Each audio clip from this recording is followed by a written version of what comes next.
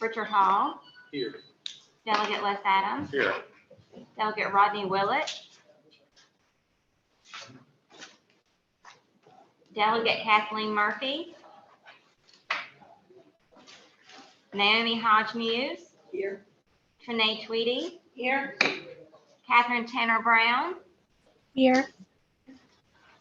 Ellen Dyke. Here.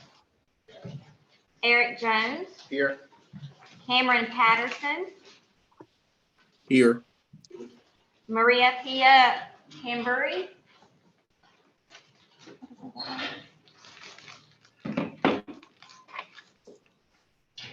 Maria's on there. Maria, can you hear us? Yes, I can. I'm sorry, I just got disconnected, but I'm back on. I'm Then here. you have a quorum. Thank you. Thank you, Christina. I appreciate it very greatly. And what I'd like to do before we approve remote participation in this meeting. Actually, let's get that out of the minutes. Basically, under the rules of public meetings in the Commonwealth of Virginia, when there is remote board participation action before July 1st, the board has to then approve that remote board participation occurs. So based on that, I would entertain a motion that we permit those members of the board of directors of NCI who are not here personally, but are on here through WebEx or Zoom to be able to participate and vote remotely. Do I have a motion? So moved. Motion being properly made, is there a second to support it? Second. Second supporting the motion properly made. Is there any discussion on that motion? Hearing none, all in favor signify by saying aye. Aye. All opposed, same sign. And can we add for the record that they're participating remotely because of the distance? And, Other reasons. okay, so let's unwind this. We've got a vote. Do you withdraw your motion? I'm sorry. Okay. Counselor, you're going to just have to pipe in here now and don't be shy. Okay. Do I have a motion that would conform to the Attorney General's request that that not only that they be allowed to participate remotely, but they're doing so because of the distance under the rules as allowed? So moved. Got a thumbs up from the Attorney General's office, so the motion has been made. Is there a second? Second being properly supported of the motion. Is there any discussion of that? Seeing none from the Attorney General's office, all in favor signify by saying aye. Aye. All opposed, say aye. Aye. And you are allowed to participate remotely. Their vote does.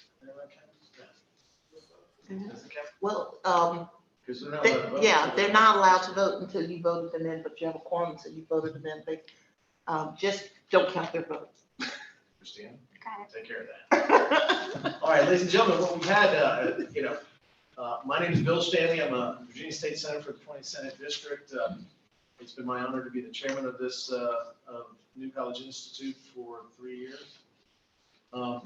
And so in doing, we've made some significant changes. We've had some really amazing things going on, and we certainly have a great interim executive director.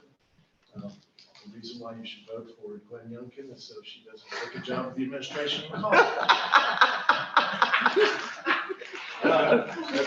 we go. Say this guy, vote for Youngkin. Is that gonna be a poster? But ladies and gentlemen, in that, we've had some board members who timed out, we've had some board members who resigned and gone to other different things that they've left only because some of them have moved out of the state. And so the governor has made certain appointments, and we welcome a bunch of fresh new faces here. Excuse me. And so in doing so, I would like to have each member who's a new member of the board introduce themselves to the other members of the board so that we can get to know you and welcome you to the board. So, Mr. Jones, since you're here, we'd like to start with you. Thank you, Chairman. Eric Jones. I am a native of Martinsville, Virginia. I'm a 1997 graduate of Norfolk High School, 2001 graduate of Virginia State University. Happy to be back in this capacity to support the Martinsville County area. Upon leaving the area, graduating from college, I moved to the Northern Virginia area. So There, I obtained my master's degree from Johns Hopkins University while working between Lockheed Martin and Booz Allen Hamilton. So I am a system engineer, network engineer by trade, but kind of grew up in the cybersecurity industry, where I kind of got my legs under me at Booz Allen Hamilton. And since then, I've made two separate moves. One to work with Gartner, a research and advisory firm, but then left Gartner this December, and actually took a position as Director of Business Development for AT&T's Defense and National Security segment. So been in the job now 6 months. This came along with that. But I will say I have a wife, Jessica. Her maiden name is Jessica Penn. She's also from the Martinsville area. She went to Magna Vista High School, where she's a 1998 graduate. She went to Virginia Commonwealth University. We recently moved to Annapolis, Maryland. We just have our first puppy. Has a lovely to it, Sebastian, but we call him Bash. So he's also, I want to know for the record, he's a English bulldog bred in Martinsville. So he's one of the Martinsville Bulldogs. There you go. Man, what an overachiever Mr. Jones is. I'm feeling inadequate just sitting here. No, he's a Trojan. He's a Trojan. The orange and blue. And Aaron, I think you were part of the legislative package that we passed that expanded to include certain people in the fields that you work in. We're excited to have you. Welcome aboard. We're excited that someone from our area, as so successful as you are, would come back and serve new college institutes. We look forward to make sure we're providing quality education for students that might otherwise not have those opportunities. So welcome. Thank you. Welcome. And I never want to hear from Ms. Tweedy or anybody else that it's too long a drive to get here. This is for now. I'm here. Yes, you are. Okay. Who else? Now, who else from the board would like to? Ellen, would you like to introduce yourself first? Absolutely. Absolutely. My name is Ellen Dyke. I was a practicing attorney for over 30 years. I'm retired now. I went to Howard University Law School, where I met my husband, James Dyke. And we've been married for over 42 years. I am the author of a novel, Adam and Steve, about equal rights within the gay community. I am the mother of 4, the grandmother of 9, and that's probably my most important job right now, is being the grandmother of 9. That's me. Thank you, Ellen, and welcome aboard. We're happy and proud to have you on here. Hopefully sometime we'll get to all meet you in person, as this is really the first in-person meeting we've had in over a year. 18 months. Ellen, you will find that everybody on this board is hardworking, energized, and we all get along and like and love each other very much. So welcome aboard, Ellen. We appreciate you being here. Maria, would you like to introduce yourself? Yes, hi, how are you? Well, my name is Maria Tamburi, and I was planning to be there today, but we talked about puppies, but my wonderful, sweet dog decided to chase a squirrel, and I was in the middle and knocked me.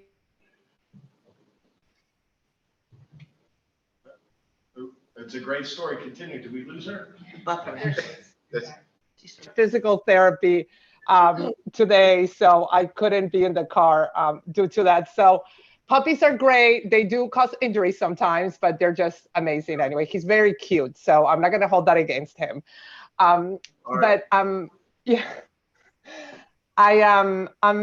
I've been living in Virginia for some time, actually. I'm originally from Argentina, grew up in Florida, but moved to the DC area when to go to finish school, and then worked on the Hill for a while.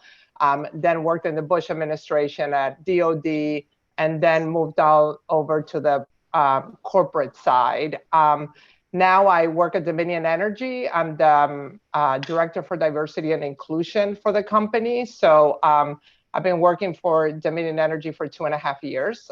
So I'm really I'm excited to be here in Richmond. I spend most of my time in Virginia, Northern Virginia, so like many of you. So I'm really excited to be part of this board. I specifically think the work that the school does is really, really important. I myself went to a community college, and I, as I was looking for, I paid myself through school, so it was very important for me to be able to have that availability to go to the community college before I went to university. So but really giving people opportunity to go to school and then move on and figure out what they're going to do with their careers. So thank you. I'm really excited to be a part, and I will definitely be there in person for our next board. If need be, Maria, we'll get a dog sitter the day before. Not in contact with the dog. Exclusion just for a little bit, but we didn't hear the puppy story. You kind of faded out there on camera. That's probably better for the record to leave that there. But if you need an attorney, there's a couple here today if you want to sue the dog. So, Abby, welcome aboard to the board of directors of NCI. Cameron Patterson. Howdy, folks. Really excited for the opportunity to serve. I'm Cameron Patterson, and I'm Executive Director of the Robert Russell Moton Museum in Farmville, Virginia. Really looking forward to the opportunity to engage with NCI, and excited to roll up my sleeves and serve where I can. I apologize for my in-person absence. I'm traveling on behalf of work, but look forward to meeting you all in person at our next meeting. Okay, Cameron, do you have an interesting dog story that you want to share? I have no dog, no animals currently. So nothing on that front. That is a requirement of sitting on the board, it seems, that you must have a pet. So we'll work on that with you as well, my friend. But welcome. We're likewise very excited to have you here. We've got a very new and energetic board, and I think you will find that everything we do here, this is not a dog and pony show. This is a dog and pony show. I didn't mean to do that. But we're very serious about what we do, and we love to get things done and make changes that are going to help Southside and Southwest Virginia. So welcome aboard. We're very thrilled to have you here. And finally, last but not least, Catherine Brown. Yes, good afternoon. Also, thank you for the opportunity. I'm excited to be here. My background is really in healthcare. I spent 20 years working for a regional healthcare system in health IT, and ended up in security. When HIPAA came along, I kind of took that on, and also served about 3 years as the deputy CISO for the Commonwealth of Virginia. So I've worked quite a bit in the state of Virginia and across several different state agencies. I left that and have been in consulting since. So I'm currently with Clearwater Compliance, and I'm the Vice President of Consulting Services. So I manage all of our cyber risk management engagements across healthcare entities.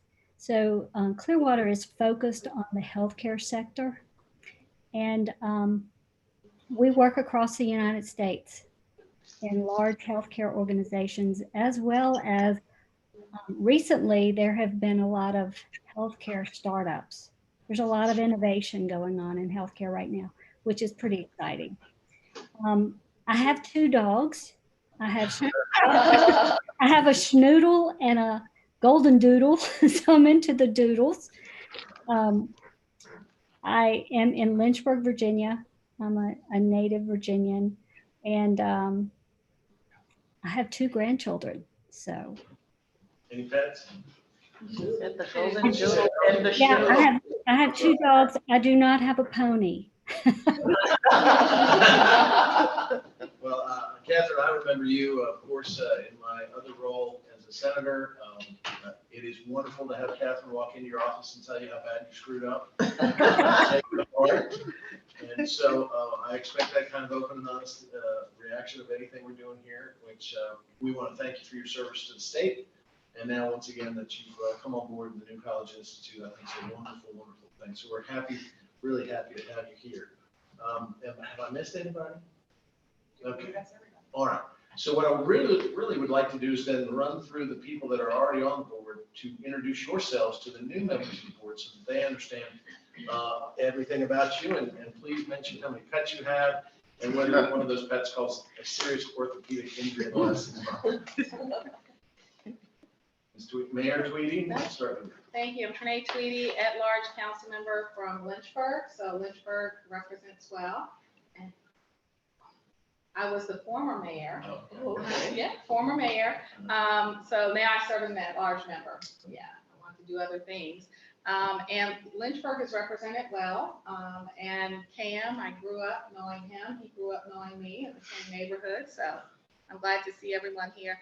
Welcome to the new board members. I've served 1 term already, and I'm excited for the next few years of work that we're going to do. So. Thank you. You're still the mayor to me. Okay? I know. Thank you very much. Absolutely. Yeah, thank Mr. you. Hall?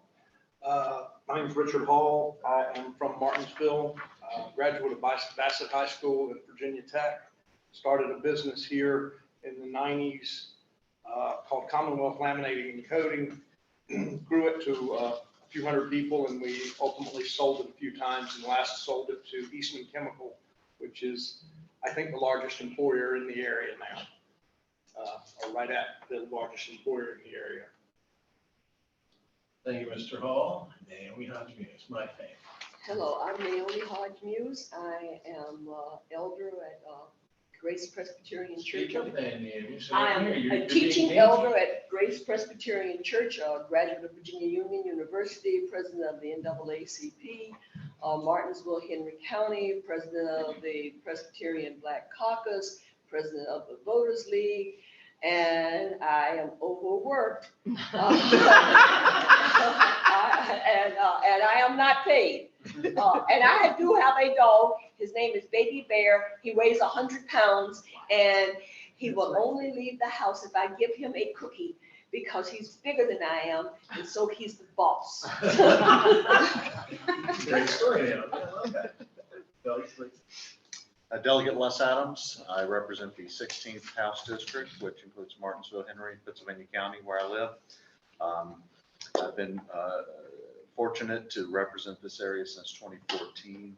I'm an attorney by profession, and I do have a dog and cat that my 2 boys at home enjoy. So, thank you. Just to reiterate, my name's Bill Stanley. I'm a practicing attorney for 26 years. I'm also have had the privilege of serving this area as their senator for the past decade. I have 4 dogs, 4 cats, 2 gophers. I think they're called guinea pigs. Yeah, they're all rescues. My kids are definitely into rescuing animals, and it's hard to say to an 8-year-old kid when they come to you and say, "This cat loves me, can I keep it?" It's hard to say no. I've yet to trip over one, but they have tried. They continue to try to harm me, but I'm a little more wily than they are right now. But that may change when I slow down a little bit. So, Madam Executive Director.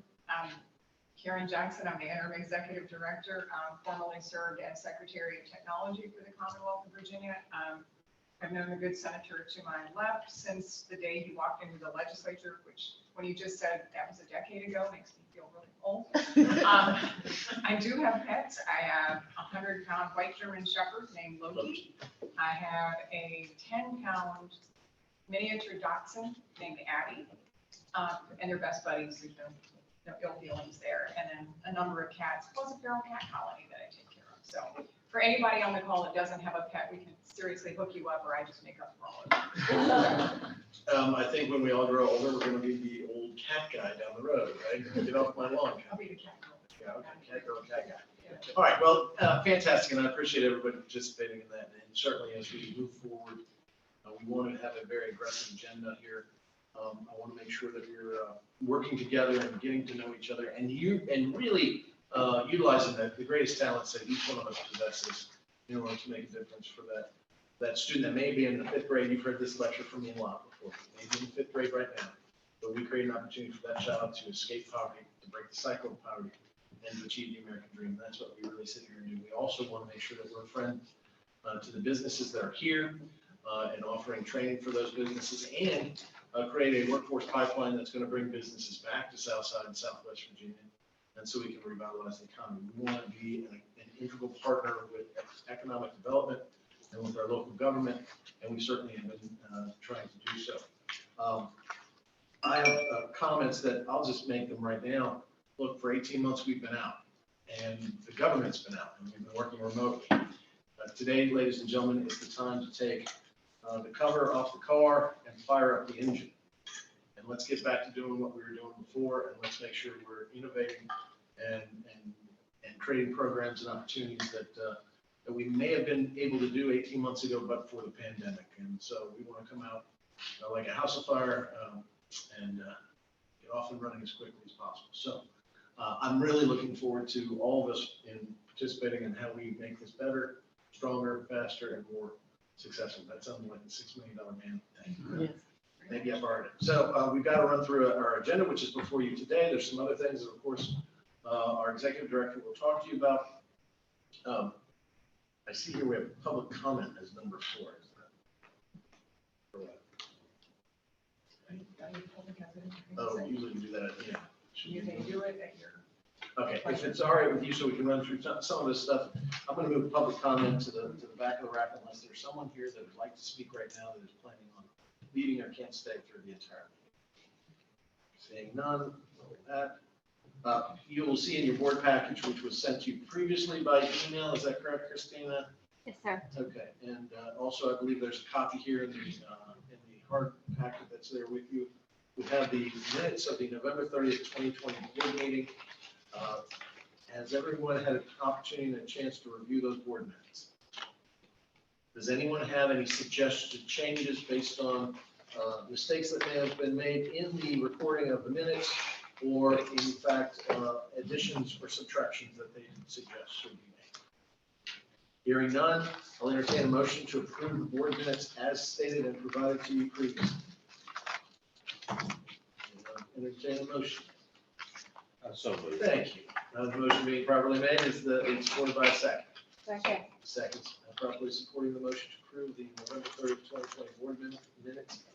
Is there any discussion on that motion? Hearing none, all in favor signify by saying aye. Aye. Aye. All opposed, same sign. And those board minutes are approved. My chairman remarks are really going to be brief, which I know you guys all like because usually they are not. And it's not election, but we've got a lot of work to do. Like I said just earlier, we're going to fire up this engine. We're all getting back to work. The building's coming back alive. We want to innovate and create some new programs that are going to be outstanding. In the future, you're going to see what we've done up to this point. And certainly our executive director will tell us what we've been doing during the pandemic. But I'm exceedingly excited about our prospects and what we can do in the future. And I look forward to that. I think we stand ready to move into the next level of what we can provide our students, what we can provide our businesses, and what we can provide our community. It is our endeavor at every moment, at each second of every day, when we think about or do what we can for a new college institute, that we are making the lives of those people that live in these communities better, that we're creating opportunities that might have otherwise not been there. And so that has never changed. And with that now, I'm so excited just to be meeting in person, to see people that I haven't seen before in 18 months, and to also welcome the new members that we have. I am reinvigorated to make sure that we're doing the absolute best we can. Martinsville for Henry, Patriot County, for Halifax County for everything, and working with our partners, both in our high schools, our middle schools, and our elementary schools in the public system, but also our friends and colleagues in the community college, Patrick and Henry. So is that approved yet? Okay. So based on that, we'll move straight to Who wants to do FOIA training? I'm gonna try to make it fun, actually. You're gonna make it fun? I'm gonna try. Notice I said I'm gonna try, but I wanted to ask, Hold on, the one person that didn't introduce themselves. I was gonna do this as part of my FOIA training. Okay. All Okay, right. but I Ladies and wanted- gentlemen, put your hands together for the Attorney General for Motown. Okay. Thank you very much. Now, of course, I'm technologically challenged. So you said cut it on, right? On the side. This may Okay. be fun just. I watch you. handled that. Which one is me? That's me. Okay, so when they called me the other day, said, hey, Ramona, aren't you gonna do the FOIA training? I went, no one likes to do FOIA training because FOIA starts out being very boring because you think, oh, are they gonna tell me what the documents I have to save? Oh, I can't, call my buddy on the board and talk about this. And so usually when attorneys call you or say something, it's usually to tell you, please God, don't do this, or you've screwed something up. Usually when I call you, if I'm laughing, I've already fixed it, okay? So you don't usually have to worry about that. So let me introduce you to myself because I actually am not normal for the office of the Attorney General because I was tricked into taking the job, not to represent you, but to come to the Attorney General's office, and I'll tell the story. So I was born on a pig farm in Georgia, so I always tell people I escaped the greens and grits mafia, which are my parents.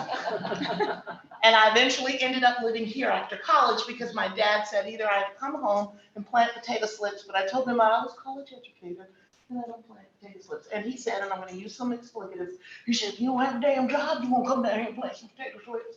So I'm a good potato slipper, but I didn't want to do that. So I moved up here, had my kids, went to college, 12 years out of, I went to law school 12 years out of college and realized it was probably one of the best things ever I decided to do. But my kids told me this, said, Mom, peas are side dish. Macaroni and cheese with peas are still a side dish. I need meat with every meal. Get this thing done because we're not doing without. And so I rushed through law school and I took jobs basically doing public service. So I worked, I put up my own shingle and I realized it's hard to kill what you have to eat. I mean, it's hard to be in private practice. I needed something more steady. So then I started working in social services for the city of Richmond where I did foster care cases and termination. And I said, that's too stressful.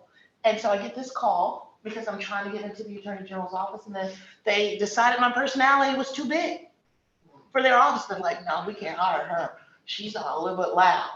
And so I get this call after being turned down 3 times by the office of the Attorney General because I'm too loud. Because I go in and I say, this is how I am. I just don't want to shock you. I need meds. And so then I get a call out of the blue and they said, we have this great opportunity for you. And I said, what is it? No, I just need to know if you're willing for us to put your application in. I said, sure, whatever. And it was to be the attorney for the illustrious Virginia State University. Because they said, they chased the other one out across the country and we think you might have some staying power. And I said, sure, I'll take the challenge. And then I said, you put me in the middle of an active volcano. What does this mean? And I loved every year I was there at Virginia State. I was there. I served as their counsel for about 5.5 years. And so they moved me back to the main office. And when they told me I was going back, they said, we're only going to give you 2 clients. I said, that's great. Then when I get to my desk, they say, we're going to give you 4 clients. I said, okay, that's fine. When I logged on my computer, I had 6 clients. You all being one of them. And I knew about New College Institute because of my work with Virginia State University. So that's how I got to you through this long path of escaping the pig farm and deciding that I probably needed to be a lawyer, given I had more children than I could afford. Okay, so that's me. And so we're going to talk about FOIA. So this little arrow thingy, is that what I'm supposed to use? Yes, the right arrow. Oh, okay, I'm good. Okay, so let's talk about what is FOIA. Well, most people think it's that stupid rule I have to follow or some law that tells me that everything I create, especially if I'm working on some type of committee for the government or on some board, that I hold all my documents. Not quite. It just means that the public has a right to transparency in government and that they need to have access to those documents if you are conducting public business. So the Act provides for disclosure and sometimes discretion for of disclosure of information. But luckily for most of us, we know that government has to conduct some business that doesn't interfere with its ability to negotiate good contracts. And so there are exemptions under FOIA, and I want you to know there are 53. So something you possibly do that's really important that you have to protect from some type of leak or some type of action to undermine, there's probably some type of exception that covers it. So that's really what FOIA is. It's more of a mandate to be transparent to the public. So when we're talking about that, guess who it covers? Do you know any friends on that list? You all fall under the board exception for, or application for FOIA. But think about this. You have committees on your board. Your boards fall under it by nature of doing transacting public business. But not all entities that you're associated with or that you create will fall under the provisions of FOIA. So guess who's not under it? Senator Stanley, did you know you had a working papers exception? I do. Ah! I really Delegate Les Adams, did you know you had a working papers exception? The governor, lieutenant governor, executive branch, state legislators, and judges. Your foundations. Task forces that are not including a board member that are not receiving public funds. They are not subject to FOIA. Private entities, of course, are not. And I'll explain that whole foundation. Oh, I picked the wrong. See, I told you I was technologically challenged. I can slip potatoes, but buttons, that's a little different. So think about it this way. A lot of you have affiliated foundations who raise money for you. They may have donor lists. People may want to know about those donor lists.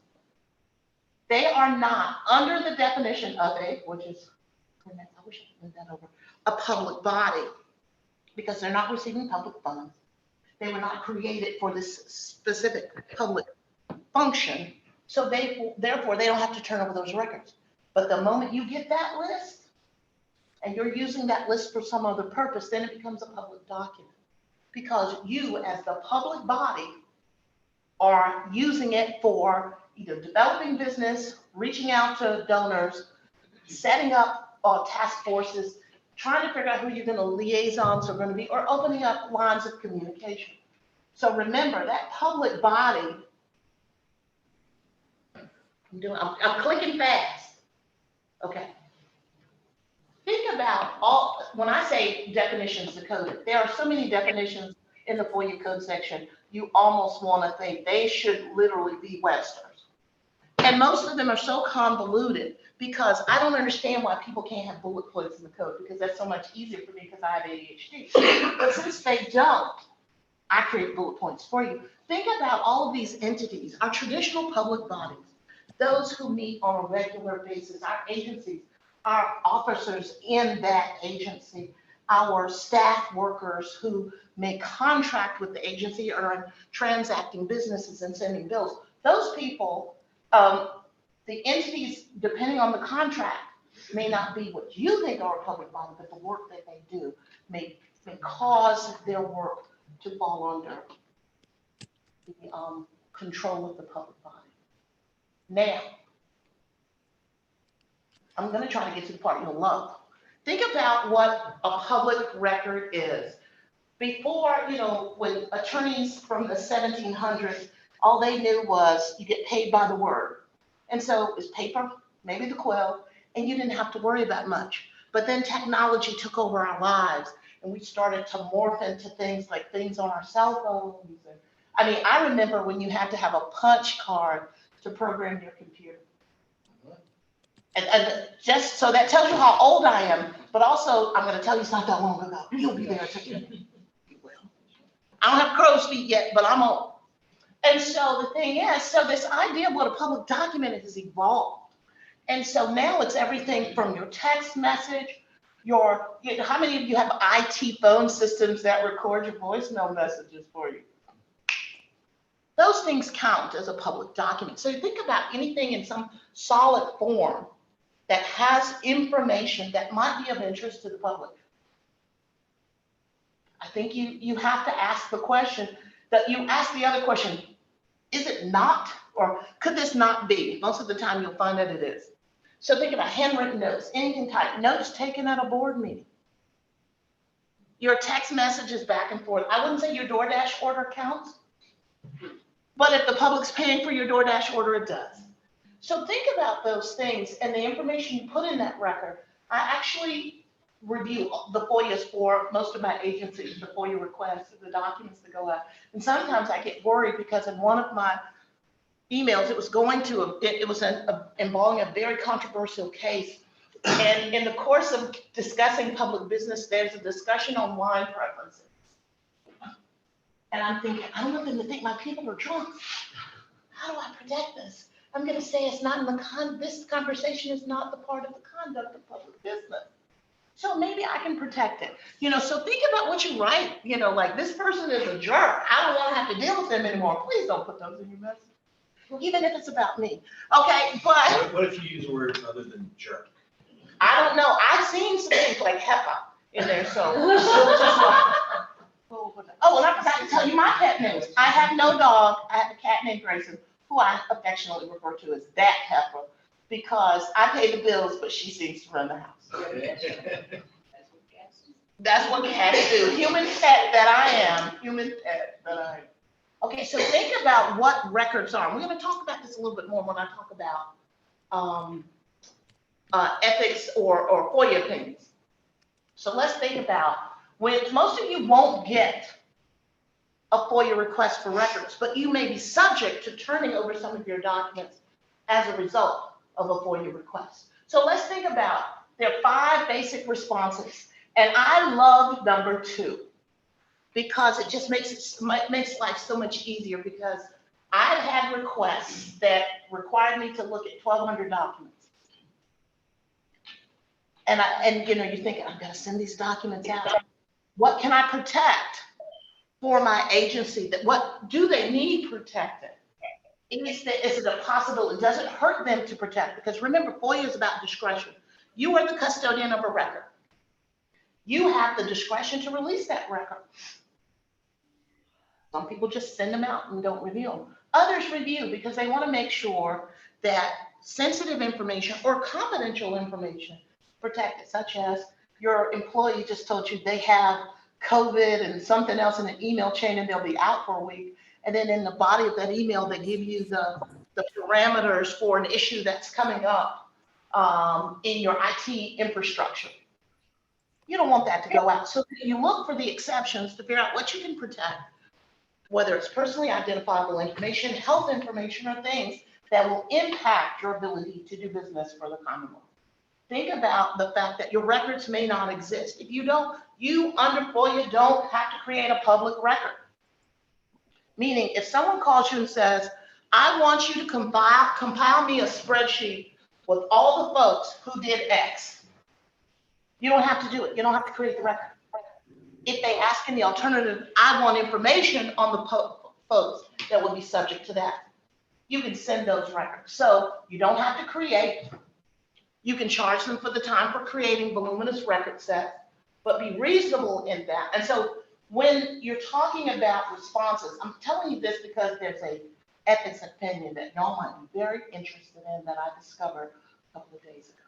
What you're most interested in are meetings, because this is the area of FOIA that impacts you the most. And you would think, how are meetings impacted by something that talks about public documents? Well, you create minutes from your meeting. Some of you record your meetings. Some of you put board packets on the web, and some of you have people who have general discussions. I've been in meetings where board members are actually texting one another during the board meeting because they want to make sure that they're on the same page about an issue, or somebody said something crazy, because I had board members say something crazy. How do you try to calm them down? Do you know those things might be subject to FOIA? So what I did. Where's the erase key in my? Okay, yeah, because I'm going to tell you. But this is a beautiful part. If you send me a text message, it's protected under attorney-client privilege. because I'm always gonna make it about some business you're doing. So what I did was, I thought for the beauty of the new board members, you're gonna see this video again, and I often tell people, it's such a fun video. It's developed by my other client, Chef, and it's part of your 4-year training about meetings. And it's gonna bring up some issues you probably never thought of. So I'm gonna play that, and then I'm gonna give you some rules to live by for meetings. What do I press? I'll get it. Okay, thank you. And my lovely assistant will help me. Oh, it's a touch screen.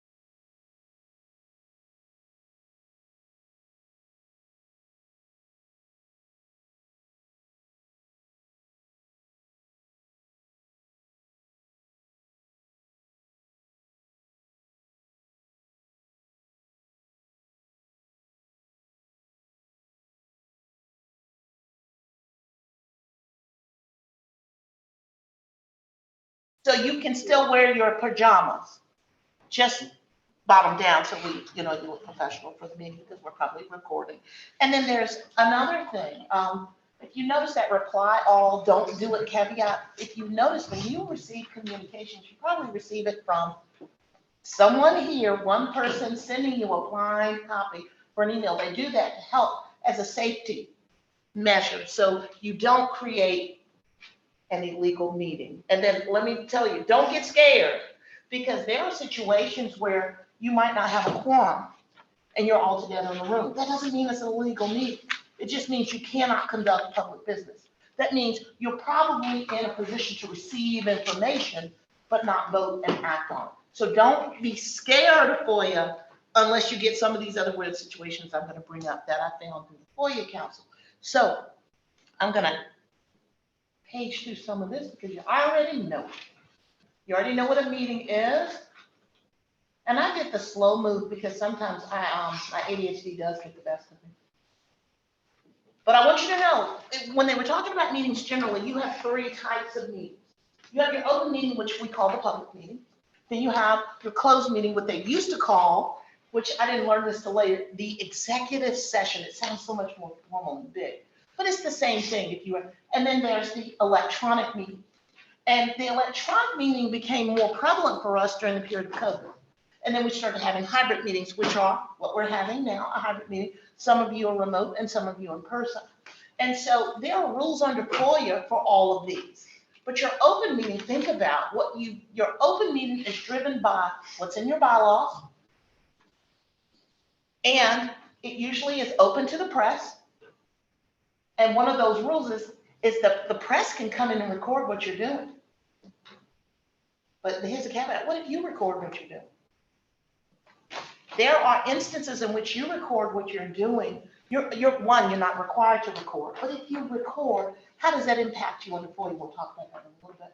And it also means that people just need to be accessible. Now there's a new law. I had to check on the update. Some boards elect whether to have a period of public comment. I think you generally always do. One of my other centers always does. One of my museums always does. But my colleges, they don't want to hear it. Unless it's about pay raises and hikes and things like that. There was a new move, I think, to make all boards have a period of public comment. And I can't remember if it was enacted or not, but I'll double check. And if so, you'll get an updated FOIA rule. But think about access. And also think about when you're giving the public access, what does that really mean? That means those in your community, especially if you have an electronic mode, who might be hearing impaired or visually impaired, do you make accommodations for them to hear under ADA? And so those are the things you typically do with live stream or posting the minutes or having an electronic copy of the meeting posted on your YouTube or Facebook channel. Those are the things that you do to expand access to the public. So there's never a question of whether you are conducting public business in a secret way. Now,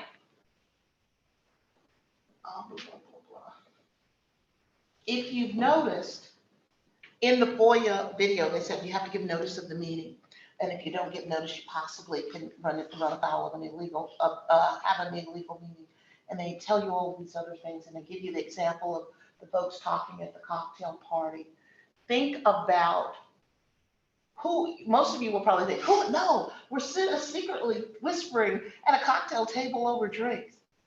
The public will ask, or the public, you will be surprised. Someone's eavesdropping on your conversation. And so just be mindful that usually you're not going to have me like a little conscious fairy hovering over your shoulder to say, please, no, stop talking. So just be mindful that FOIA is an issue if someone questions or challenges or overhears and then sends the information in on a request. I'm going to let you know when it says secret ballots. The code doesn't define what a secret ballot is.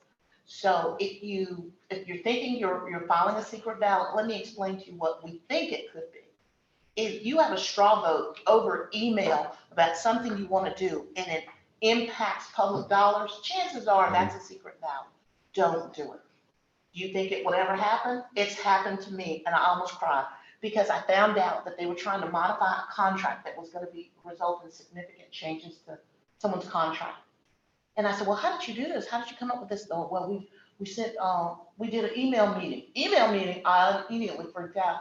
And I said, did you give the public notice about me? No. You know, anytime you change certain contracts of this type, it has to be before the public. But we didn't. Then it became an illegal meeting. And then the only people who knew was the attorney and them. Thank God. I'm not gonna, well, I gave you an example, but you're not gonna know who it was. Okay, so the thing is, sometimes you don't even realize that you may be doing something that runs afoul for you. And the time you really worry about it is if someone discovers or learns or says you weren't open to the public. You know what you end up, this is how you cure it. You basically set a meeting and you ratify this action that you want to follow through, and that's how you cure it. So even if there's a FOIA issue, there's often a way to cure it. Okay? Now, you're going to love closed meetings because that's the type of meeting where, and I'm putting the exceptions up there. I think there are about 11, but most of the ones you deal with will be on the screen. When you have a closed meeting, it's not as obvious as it sounds. Typically, you're going to have a closed meeting when it comes to discussing the executive director's contract, acquiring real estate, which I think y'all had last year with the, then there might be, maybe there's an enterprise that you want to start in this area, or someone is suing you and you want to get that cleared up, or there's a contract or a procurement that you're undertaking, and there's some issues with how you want to get that public contract moved forward. Those are the things you don't generally have to share with the public because you really are, that may impact your ability to secure a reasonable contract with public dollars. So when you have these exceptions, you literally have to, when you move to go into a closed meeting, you move to enter. And usually I'm there saying, please make sure this is all done, like I usually do. You have to state the purpose of the closed meeting, and then when you come out, you have to discuss what you say on your motion you're going to discuss. And then when in that meeting, you decide who attends. Say, for instance, you want Karen in the meeting. Say you want Billy Bob or Junebug at the chop shop in the meeting because they have expertise on auto mechanics. They can be in the meeting. But be aware that what you discuss in closed session is yours to protect. Those people can't talk about it. But you can. So make sure you protect that privilege. Usually your audit findings will be, or advice I'm going to give you. And remember, advice I give you doesn't necessarily always have to be about litigation. It may be about a risk of a situation. It could be probable litigation. It could be an update on things that may impact you as it relates to new laws in the Commonwealth. So when you certify, you come out of the closed session. You say, I conducted the business that we said we were going to go to on the motion. You put it on the record, and whatever vote or action that needs to take place outside of that meeting, you announce it. For instance, per our discussions in the closed session, we would like to delegate authority to the chair to further some negotiations on real estate. That way you covered everything you need to do. The public knows you're doing something with real estate. They don't know where it is. They're not going to go up and buy all the property up on the highway because you're thinking about expanding over there. But they're going to know you did something for the public benefit. Now, electronic meetings, I'm going to tell you right now, the laws are changing. So I'm not going to go over it in detail because eventually I think I have to write you a policy. And so the electronic meeting actually came about because people wanted to participate by phone. And then it evolved into Skype, then into Zoom, and then all of these other things. But a true electronic meeting still requires quorum. But then COVID hit, and then so we created this exception under FOIA so you could have meetings for states of emergencies declared by the governor. And so we've lived under the joy of that for a long time, and now we have to go back to seeing one another in person, which I enjoy. I loved my 3-hour drive here. It was absolutely beautiful. I'm thinking about moving. I was like, wow, there's water. No. What did I just cross? Is this bridge sturdy? No, gas prices are 20 cents a gallon cheaper. So I'm getting my gas in there. And so, but think about all of these things that electronic meetings facilitate. Like, for instance, many of our members are either on the road traveling or they're at a significant difference. FOIA is not designed to penalize you because you do public service and you're far away, or you might have a medical condition, or you might have a family emergency. And so those rules about electronic meeting exceptions are going to change July 1, and we're just waiting to see how they'll impact your board. Now, I'm about to finish up because it's taken longer than I expected. And I'm going to talk about the big,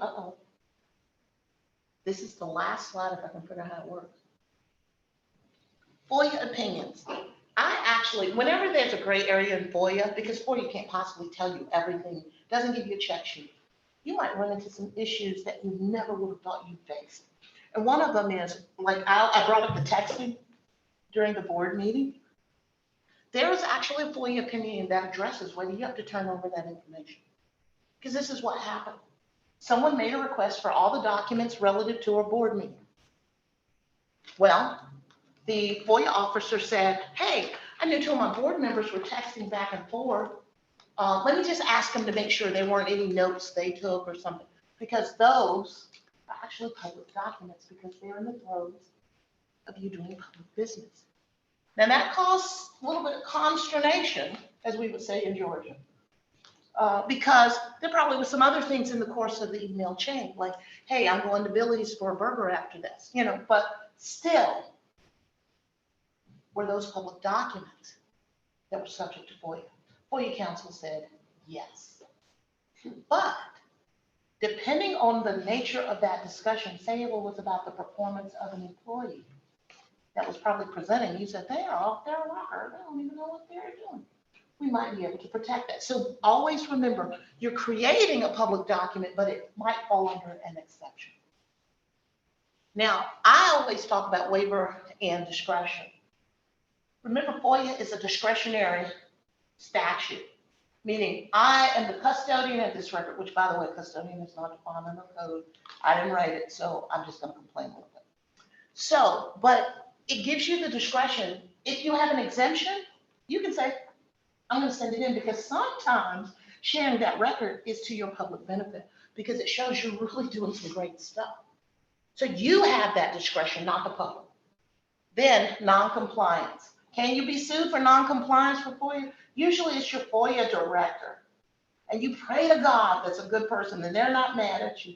But remember, they're personally liable. So you can't use public dollars if you make a FOIA violation. So look out, because it's $2,500 for violation per every day that you violate. I call transmutation. Is something that happens all the time. What if some people have working papers exemptions. And it's usually, you have the exemption when it's for your deliberation. Once it goes beyond, stops being used for your deliberation, you might share it with somebody. That's, you know, not, hey, tell me what you think. Can you believe this happened? Look what my report looks like. You have then basically transmuted it from a working paper that is protected to something that can be released. So you have to be careful that if you want something to maintain protection, to keep it protected. Okay? Now, a lot of these examples, I've seen it. It doesn't make me shake. It just makes me think about what do we do to fix any issue. Like if there's a transmutation, you figure out which component of that still can be protected under another exemption or exception. Another thing to look at, a lot of times you'll see legislation that will invoke a code section, especially a FOIA provision. Like for instance, I think y'all are familiar with the VMI case. There was actually a FOIA provision invoked in the appropriation language.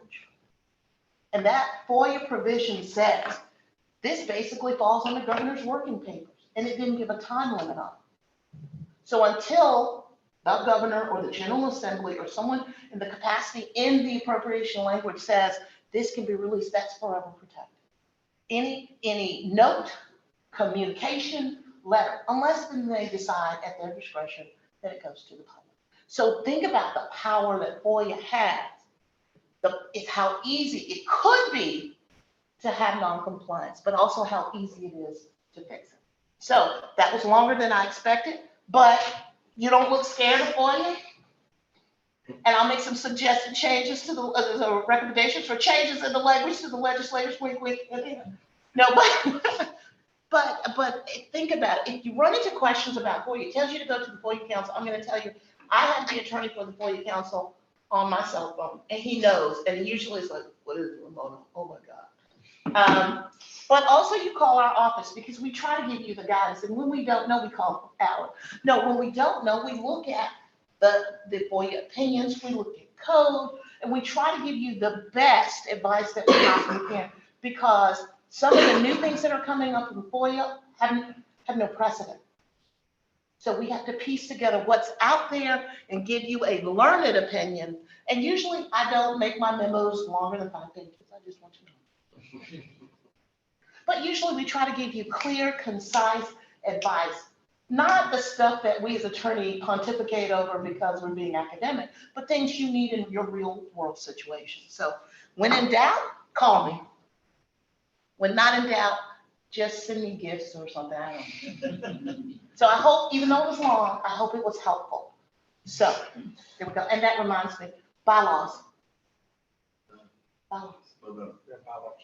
Bylaw changes that we talked about last time. You can review them and we can work on them the next time. Okay. Okay. Fantastic. Yes. I have a question. Yes. First of all, I've done this 3 or 4 times, and I think that's the best presentation I've had so far. Oh, so you're not scared, so that's good. So, Now, my question is this. If you have a nominating committee put together by 2 board members, Mm-hmm. I'm using, this is a situation I'm in another place. Okay, but you noticed the word was 2, so that's It was good. with Keep the going. word 2, but in order to be fair in the nominating process, we would like to interview each of the other members so we both hear their input. Is there an exception? We've sent a questionnaire out through staff, Mm-hmm. and it's not, I'm using, you're my direct contact to get Right. this answer. So I'm just, is there an exception for that? It's for the nominating committee. And the nominating committee is hearing information that's of public concern because they're inviting a 3rd board member. So then you have a meeting with 3. Okay, I so, want a different answer though. okay, I'm gonna work on it. I'm gonna work on Have you it. ever heard that before? Yes. But it's a nominating committee for what? Chairman of the board.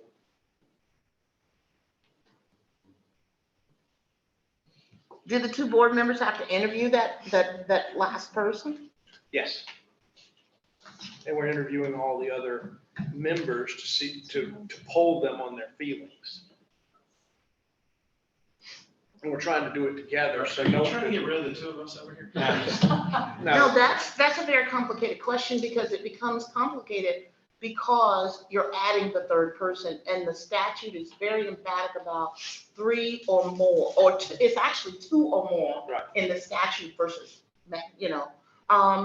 and it's actually a meeting to conduct public business. And the exception, Sorry, I can ask you later. no, I may come up with an exception for you in a See, I second had because one. That one person holds the meeting and the other one just listens in the corner. Sorry, that's No, that's fuzzy. still- That that's was still- my joke. That was a joke, fuzzy with the rules. Okay, yes, but you might fall under, we might be able to get you under a personnel or other similar exception. That's the closest you can get. Yeah, that's the closest, Okay. that's the closest you can get. I'll double check it, but that's the closest one you have because the others don't Renee and I match. are trying to run a coup here. Fine, absolutely. You don't have to run a coup. We can. No, All right, thank you. but some nominating committees only have 1 board member and then they have the other. That's how they get around I it. would much but- rather do it that way because I feel much more comfortable in me. Right. So, but Or you can delegate to the other to handle it all on their own and then come back to you to meet. That's the only other way. You're the nominating committee, but one can receive all the input individually. That's the workaround. But let me double check there because the personnel exception doesn't only include employees. It covers those public officers. And so let me look and see if there's enough of a leeway in that exception. You might be. Otherwise, no, don't do it yet. Okay. Thank you, Ramona. You Thank put you. the You were weight very in good. Koya. Okay. It's like, and it's public now, and everybody heard me give that advice. Wait, work around. So we did not put the bylaws changes there. They are included in the package. And if you remember the last meeting we had in 2020, it was a very long meeting. Yes. Yeah, we're tired. I think we just kind of lost our, so I apologize for that. That's all right. We'll put that on the next board meeting and have those approved and discuss. And if I see any other statutory changes that have come up that may impact them, I'll just incorporate that. That way you can say we're waiting for new law changes. Thank you, Ms. Taylor. Okay. You're awesome. Now, for the exciting part of the program, interim executive director Karen Jackson and our staff members will give their reports on where we are and where we're going. Thank you. Thank you. It's been a long pandemic, to say the least. But going back to something that the chairman said earlier, we've remained open. We've remained working. We've remained, pushing and not slowing down during the pandemic. We had to find a lot of new ways to do things that accommodate the social distancing. We had to find a lot of new ways to continue to move forward. So we were trying to be extremely proactive at the same time. With our academic partners, we had to be reactive to all of the changing dynamics about having students in the building, social distancing, mask requirements, everything. Every time there was a change, there's been so many knee-jerk reactions that it's been just a flurry of constant change. The good thing is that while all the change was going on, I called it the cover of chaos. You get a little bit more freedom during a period of that time when everybody's trying to figure out what's going on. If you screw something up, it's less noticeable when everybody else is panicked and trying to figure stuff out as well. So we've been very successful in continuing to evolve programming, to bringing on new partners. We've gone virtual with pretty much everything that we had to do. We're now starting to come back into the building. Our academic partners were physically in the building during COVID. They had their protocols and we followed to the best that we could what they needed, successfully completed and got them through their semester. So we're very proud about that. I have to give kudos to the staff that, they were just very malleable, let me put it that way. And I was very fortunate because of that, because we had a lot of reactions that we had to make. We had a lot of programming changes and everybody just rolled with it. And so I can't say enough good stuff about the staff and the way they just handled it. And we've managed to come through in what I consider to be a really good position going forward. One of the things that we've started to have a conversation about is for the new board members on the line, NCI's charter from the Commonwealth is to be an economic engine for the local area, but we don't, like a community college, we don't have a service territory. So we can serve anybody in the Commonwealth, we can serve anybody around the globe, and we can do that all from a rural location. So instead of talking about NCI and its earlier machinations, we started referring to NCI as a Rural Education and Innovation Center, because we want to open up that opportunity for it to be something larger that can benefit the entire Commonwealth and actually have global impact from Martinsville, Virginia. I think it's been a little bit of a stretch for people there's a paradigm that rural always takes from urban. So you always hear the urban people are going to help the rurals or how, it's always a feeder from urban to rural. My contention has been that through NCI, we're going to be able to help urban through rural. Rural can be an epicenter for learning and training that feeds the urban areas, not necessarily always being in consumption mode. And so we started doing that with our AWS training. We have a partnership, a collaboration with Amazon Web Services for cloud practitioner training. We got a year's agreement with them to offer 4 different cohorts of 25 each. Eric, we've talked about this quite a bit. And early on, our first cohort was supposed to start in March, April timeframe. we had to make the decision to go virtual. It's probably the best thing we've ever done. We were able to pull an instructor out of Miami. So my instructor was in Miami. He was a top instructor for AWS. We've had, on average, about 200 applications for each of 25 to 35 slots. The disappointment in all of that has been the number from the region. Naomi's been our biggest recruiter, of physical people that are in Southside and Southwest taking the actual coursework. But we have had cohorts of 35-ish folks every single time. The first one was rough. It was a learning curve for everybody. But we've implemented a lot of kind of safety nets around orientations and things to make sure that people that are in the class successfully complete the class. The other part of the rub, and Eric's been helping me with this as well, is really looking at placement for these folks. When everybody shut down for the pandemic, the hiring shut down. Even though it's cloud, even though it's, IT, everything just went quiet. And so we've had a really hard time being able to place these individuals in companies. I've been ghosted by some really good companies because I kept bugging them. Now they won't even return my phone calls. But we continue to pound, we continue to be stalwart about the fact that we can find employment for these folks. We will find employment for them. We had a little bit of a switch of focus, I'll say, with AWS along the way, and that when we went into the program, the goal was to have people get interviews. Somewhere along the line, everybody decided that it was a commitment to actually, get everybody a guaranteed job. That's very difficult when you can't be in the interview with them. I can get them only but so far, but at some point it's got to be on them to carry it on through. So we're taking some hits about the number of people that we've placed. That's fine. We own it. We continue to move forward. We continue to try to get the folks placed. We brought on 2 different programs, one called Broadcast, which is our resume, actually broadcast system, so that you can put in your information, select where you want to work, how you want to work, and then it'll blast out your resume to every employer that's registered in a 100-mile radius. Can I ask you a question? Sure. Do we have an understanding of why placement may, from graduating from the program to placement, what may be the reason why we're doing it? I mean, is it interviewing skills? Is there something we can fill in terms of helping them with resume drafting, helping them with interview skills? All of that is included in the AWS programming. There's a whole soft skills component that goes through all of this. The main thing has been getting employers to the table. And I think that's purely pandemic driven. We're not the only place with AWS that has had this problem.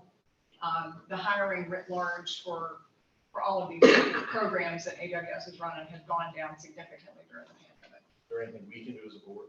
If you know of anybody that likes to hire cloud practitioners or has entry-level customer service type positions, please let us know. We are not shy about asking. We're not shy about calling. We're not shy about being ghosted by people. And so I have a list of some pretty good ghosts.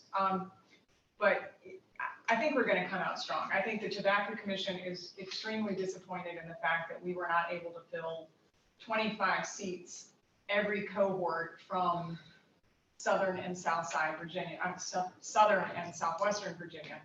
And I explained to them that it's very difficult to recruit for a program when you can't get out and recruit. And the awareness and the acknowledgement of IT jobs for folks in Southern and Southwestern Virginia just is not as well spread and widespread as what we could have had otherwise. So, we're going to need to probably do some work with the commission to be able to continue some work there. Anyway, it's all managed. It's all good. We've gotten great accolades. I mean, 200 plus people applying for every cohort, all coming to NCI that now know about NCI that didn't know about NCI before. We've had Cracker Jack speakers for graduation. We've had the CIO, Nelson Moe, was one of the speakers. Eric was one of the speakers.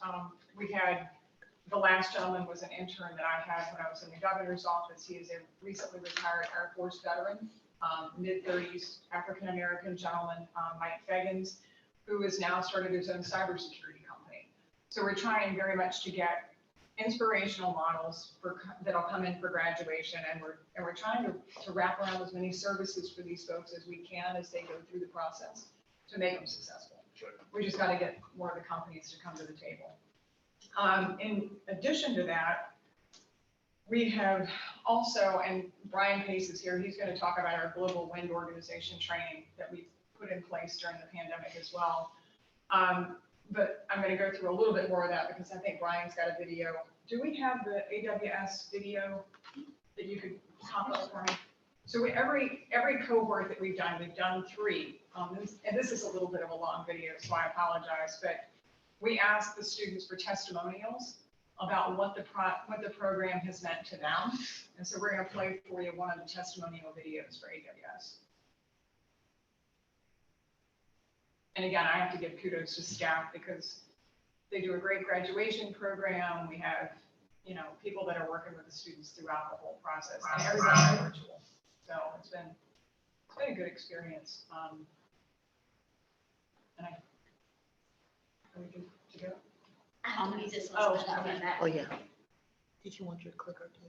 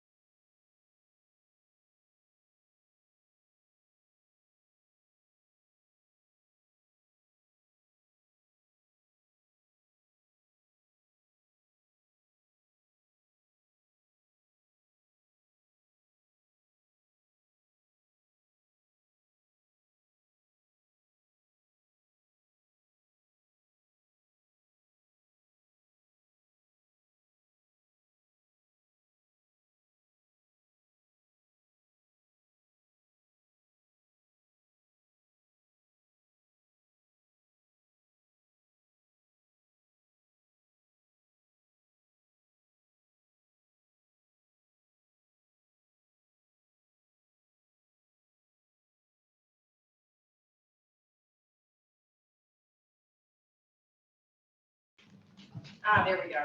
Okay, is that better? Okay. So that's been one of the flagship programs that we've worked on, during the time of the pandemic. I am leaning heavy on AWS to help me fill, get these folks jobs. We have one more cohort starting out of this set. Starts on July the 12th, guys, I think.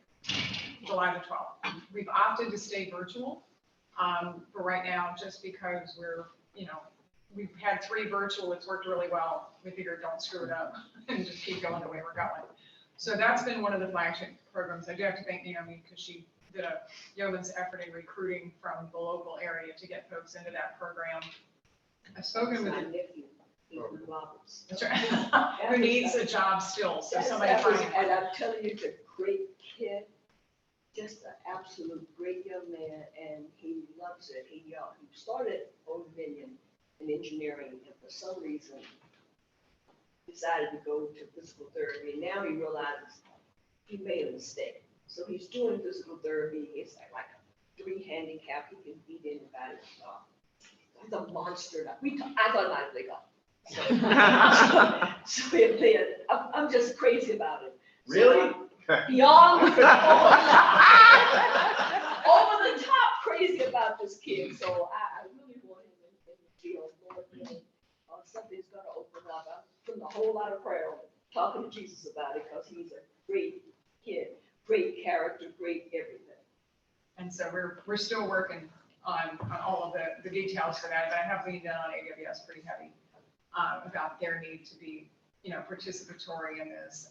My request back to the commission was that we get another year of funding, but that I could add 2 positions, one being a recruiter that would actually go across southern and southwestern Virginia to build the numbers up. The second one would be a recruiter based in Northern Virginia, or at least able to travel to Northern Virginia to be the conduit between like the Northern Virginia Tech Council and others, Richmond area, to try to funnel the jobs down. So we'll see how that goes. So I'm still working on that one. So from a programmatic standpoint, we continue to have the academic side of the house. We've maintained that during the pandemic. That went very well. AWS has been another flagship program that we've worked on very heavily. Obviously, it's been a success. We hope to be able to do a second year of that. In addition, we've spent some time writing some grants. We just got informed, and Kathy, this is right in your bailiwick, we just got informed that based on some work that we've done back in the October timeframe, some of you may have participated in it. I think Kathy did. NCI is going to be leading a regional look at the healthcare workforce, where there's opportunities for stackable credentials, where there are needs, where there are assets, all of that. We're going to be working with Deloitte on that. Ardmore Foundation, who's now under the leadership of Dr. Bill Hazel, is going to be providing a $60,000 grant. And the foundation is serving as a fiscal agent on that, so we're pleased to have them helping us out. But Deloitte will be doing some work, and we're going to be starting to kick off a regional healthcare assessment. We've already done one chapter back in the October timeframe, but this builds on that in the hope that it will then ultimately feed into whatever happens at the state level that Bill's pushing. Dr. Hazel's been working on really hard to get basically healthcare pathways put into place for education and for stackable credentials. And hopefully this will ensure that Southern Virginia is a part of that conversation going forward. So we're really excited. We'll kick that off. Actually just received word that the check has been now transferred so we can get Deloitte on board and get them moving forward. So the healthcare piece, our healthcare program with Star Telehealth continues to do well. We actually got a Tobacco Commission grant also to do some training in the healthcare space on medical coding. And what was the other one, Christina? It was medical coding and medical, both of them are IT related. And the second one is slipping my mind. Anyway, but we're going to partner with Centura College. We received funding from the Tobacco Commission to be able to offer scholarships for those programs. And so we'll be kicking that program off in the fall. So we're up 2 programs in the healthcare space already. Looking forward to working with Kathy and having her tutelage in that space. We hope to retain the AWS program, and we hope to, continue to build that programmatic, the credentialing side of the house, because we know that those are so valuable, and we know that that's where industry likes to have they like to have workers. They don't want to have to wait, in some cases, 4 years to get a trained individual. They want somebody that they can consume now. And so we're kicking on the niche space in that trajectory. The other thing is we continue to work with our K-12 schools. Brian's had a few groups come in during the spring. Even when things were tight, we were able to continue to have those kind of interactions. Summer camps last summer were quite an adventure. When you see the NCI staff outside with a pool skimmer handing books into a car window, you got to give kudos to staff that come up with ways to make it happen. We are currently doing a Cyber Patriot camp. This is our second year for a Cyber Patriot camp. This year, we're still virtual, but we've got about 25 to 30 kids from around the nation, I think, that are this week going through the programming that's being led by NCI staff in conjunction with the Air Force Association. So that's going on this week. We have a pop-up camp that is coming up. When is that one? What's the date of the pop-up camp? July 15th. So we'll be doing a pop-up summer camp, continuing to keep that STEM messaging and keeping the engagement going during the summer. So we've been pretty creative with the way we've been able to keep things going and keep things moving. I do want to mention that, there's a lot of effort that has been spent on programming. But I'm going to turn it over to Brian Pace, because I think of anybody, including myself, that has spent a lot of time on programming, Brian probably takes the cake, because he has led NCI's initiative toward becoming the nation's first, not the nation's, sorry, scratch that, the Commonwealth's first location for global wind turbine training.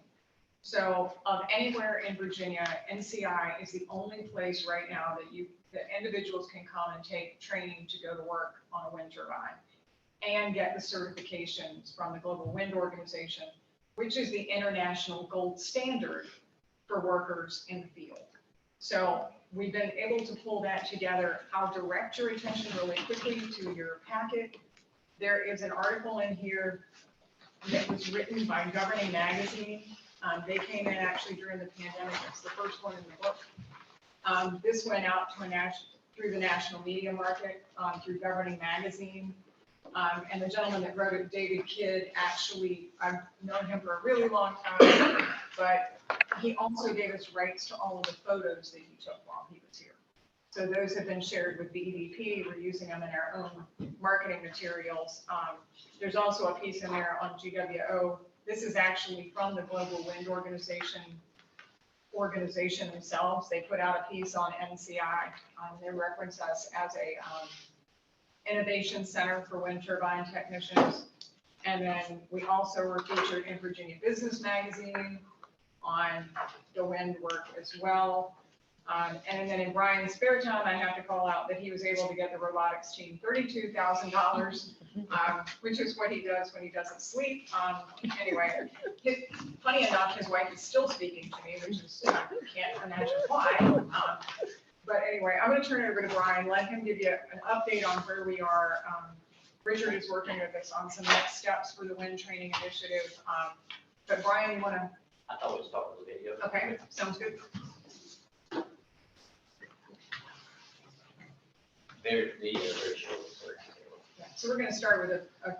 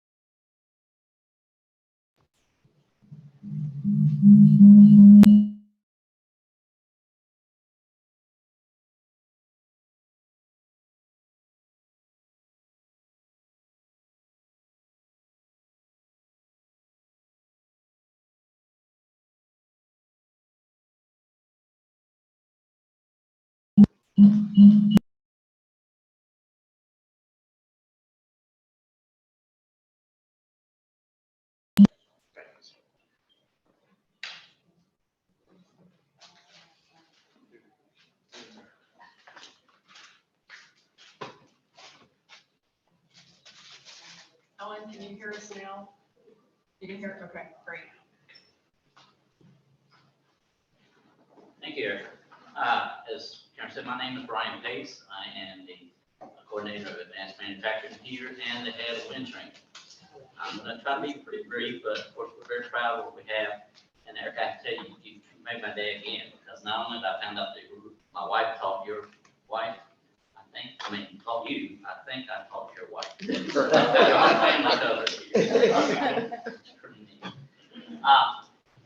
I do want to talk just briefly about the Global Wind Organization, and before you say something about it, I'm bad, I used to be a teacher, so I'm going to wait for the mic, I'm trying to calm myself down. I didn't misspell organization, please don't think. I did realize that that is an S, and it's on purpose. I knew someone would catch that on me. GWO is actually, their headquarters is in Denmark. That's how they use organization there, so I'm not going to be improper. I told her Anyway, GWO strives for injury-free work environments in the wind turbine industry. And we're actually doing 2 GWO trainings, offering those now. One is a BST, which stands for Basic Safety Training. And that involves working at heights. And that's what I'm going to highlight today. We just had one of those, actually 2 weeks ago now. So working at heights, manual handling, fire awareness, and first aid. All falls under that umbrella of BST. There's also a BTT training, which is basic technical training. That involves the electrical, mechanical, and hydraulics part of the wind turbine. And we have equipment that trains on all of that. So it's very exciting for us. And let me just keep on going here and make sure I hit the right button. So one of the first things, and again, I'm highlighting the safety training, is I call it gearing up. Figuring out what the uniform or the gear that they'll be using. There is a lot of gear that we have to get, but it's amazing to watch that. And so one of the first things that the students do when they come in is they learn about the gear. They actually have to do personal inspections. The trainer teaches them how to do the inspection of the gear. Now we also, as NCI, and I'm a certified trainer, a certified inspector, I have to inspect everything after each training. And we also, everything is inspected on a yearly basis too. So it's extremely technical to make sure. But the neat thing about it is the students also train there. And so you see this is the first day, they're getting their equipment, it has to be adjusted, and they have to learn how to inspect it. Looking for webbing where it may be coming loose, looking for things like carabiners that aren't working or whatever. And so all of that takes place during that time. So then you get to the point of what equipment or what gear do they have? Well, you can see this picture, which I will go when I can. This is actually one of our first trainings. This young lady did our training the week that we got certified to be a GWO wind trainer. And so she's fully decked out there. Now the mask is not required, obviously, because we got certified at the end of January. So at that time, we were still pretty hot in COVID. So we had people wearing masks during that time. But you see on her, you can't see it now, but she's wearing ear protection. Also, she has the fall arrest lanyards. Those are the things that are on her side there, the white and the red or orange there. There's also one on the back. Let's hook to it. You can't see it, but that's something that she has. Also, you have what called vertical rest, fall arresters. Those are things, and when I show you the tower that we built here in a minute, we actually have 2 ladders that we use, and there's different ways. One is a cable system, and one is a rail system. So she has attachments that work on both of those on. She has on a harness, she has on safety glasses, she has on a safety helmet, she has work gloves, and we require that they have steel toe boots. So all of that equipment after you put it together, it weighs anywhere from 20 to 25 pounds. So, and you're talking about training someone, obviously we don't have a tower as tall as a turbine, but you know, they're climbing a tremendous amount of height to get up to the top of the turbine with that additional weight. So let me talk about the basic safety training. First is working in heights. The picture you see here is that individual's climbing up. He's got all the gear on. He has actually attached that ladder that he's on is a cable training ladder. So he's attached to that. He's also taken his lanyards, and there's certain ways that you attach them to the rungs of the ladders. One way may be wrong, so they have to learn all of that. Everything is safety. The further you go up, and you can't, I don't know if you can see it or not, there's also a board behind him. One of the things that's there's something in the turbine too, that where they get to a certain position, they can actually lean back, let go. They're hanging there, but lean back against the board, rest, which is going to be necessary. So that's involved in our working in heights. And as I said, you also have, and I'm having a hard time staying up here, so that's why I'm kind of coming around. You have what they call a controlled descent. So we have equipment that we purchased as part that they would be training with, and they actually come off of our tower. And that's a little bit more expensive. We built this tower. It's about 20 feet and I think 4 inches to the platform where the young man's coming off of. So it's pretty good height. Thank goodness, the way we were able to do that is we have, and once if you've been with us a while, you know we have a big crane in our bay, and that was essential for us to be able to put the tower together. But anyway, this is where he's descending off of that. The man that's up the top behind the yellow rails, that's our trainer. The 2 men at the bottom, 2 young men at the bottom are some of our ones that are taking the course. But each one does that additional times, so they get used to that. Also, you have part of that safety training is what they call manual handling. And one of the things that, again, when I got into this, I didn't realize, but you know, you just don't think about it. Well, when they come to work on a wind turbine, they've got to figure out some way to get those tools that they have and whatever equipment they need from how to get it from the boat up to the top of the turbine. And that's usually a lot of weight. So they train how to do that. The special equipment that we have as a rescue service device that can help things go up and down the turbine there. The other thing that was really amazing to me is they train on, and you see the mannequins that we have there, the person on the bottom is a mannequin. It's 153 pounds of dead weight. And they train how to, because what happens if they get into the turbine and someone gets ill?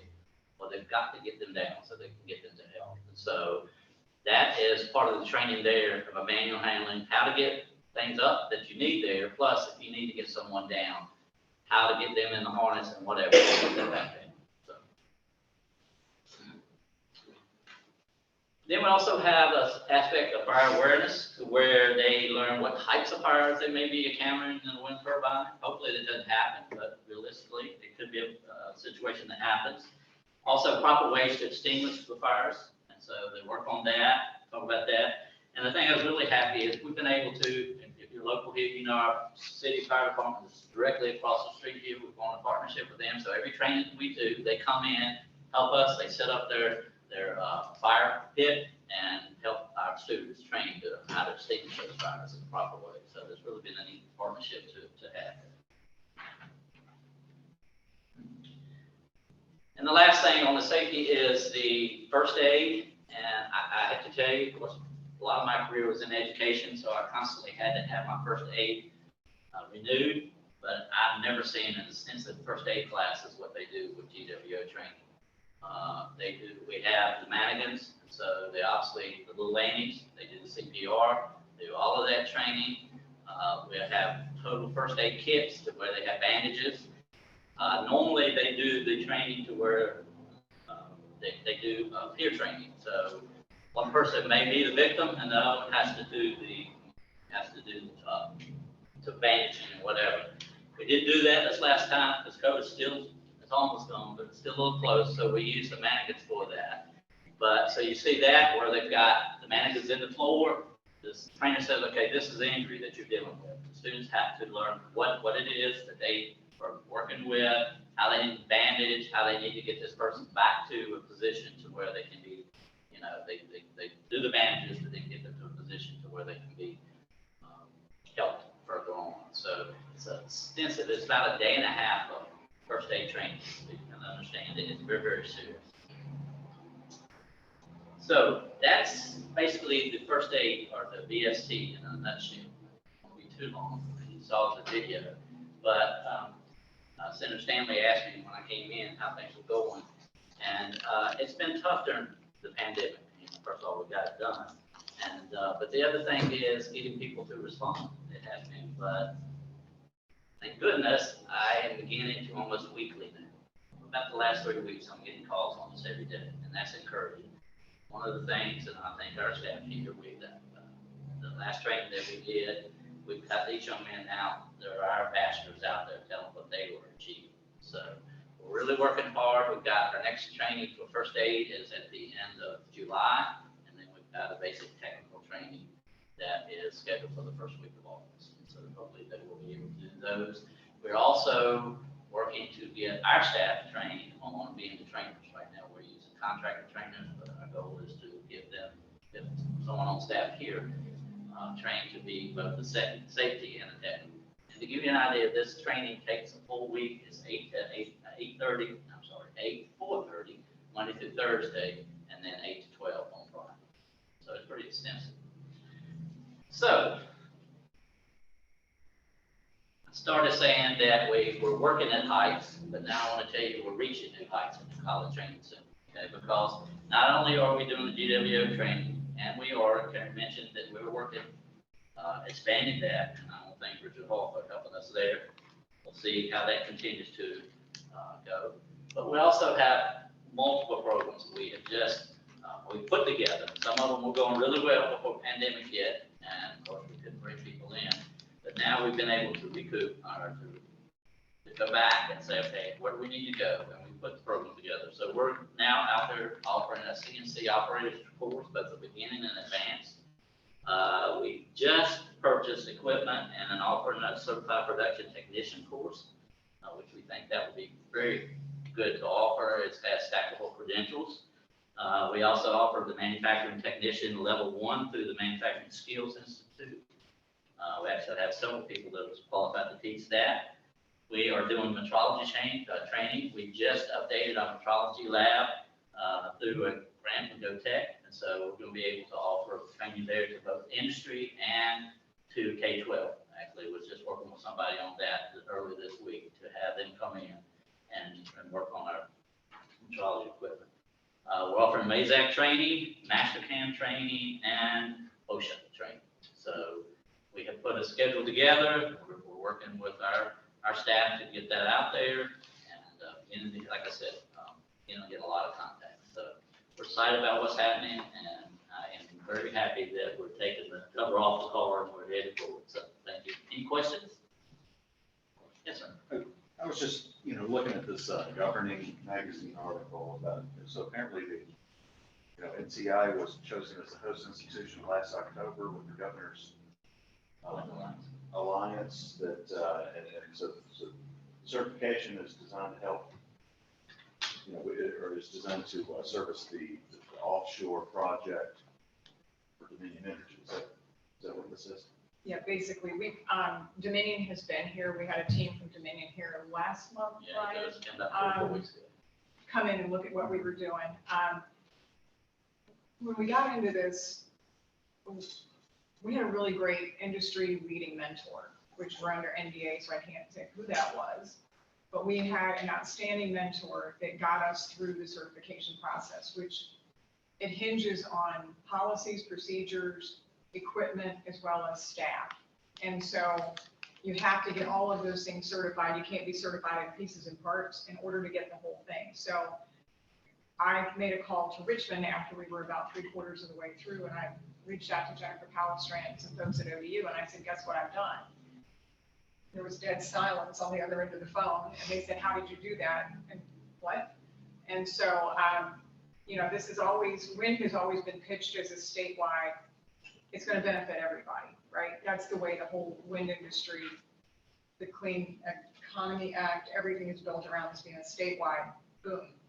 So, But I was going to ask you, what's the Institute's interest in? I mean, is there a benefit for the Institute that is serving in this role? yeah, let me build up to that, because I'm giving you, and I apologize, but there's a lot of pieces that kind of came together. So when I talked to Jennifer, obviously Hampton Roads has a lot of vested interest in what's going on offshore.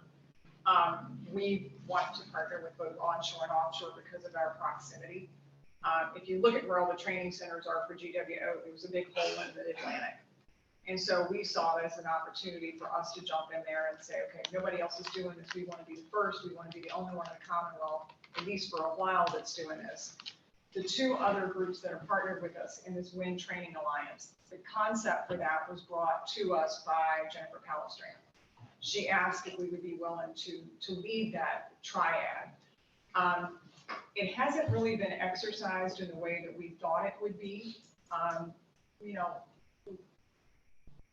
our training is going to benefit us. The idea is that, it's hard to explain without having to give you a whole lot of history. The Centura programs and the Mid-Atlantic Maritime Academy training programs are much longer. So they offer a certification in becoming a wind turbine technician, but it's like a 14-month program. We don't want to do that. We're happy for them to do that. And so the idea is that somebody could come here, get their 2 certifications from NCI, then go to Mama or go to Centura and get a bigger certificate if that's what they want to do.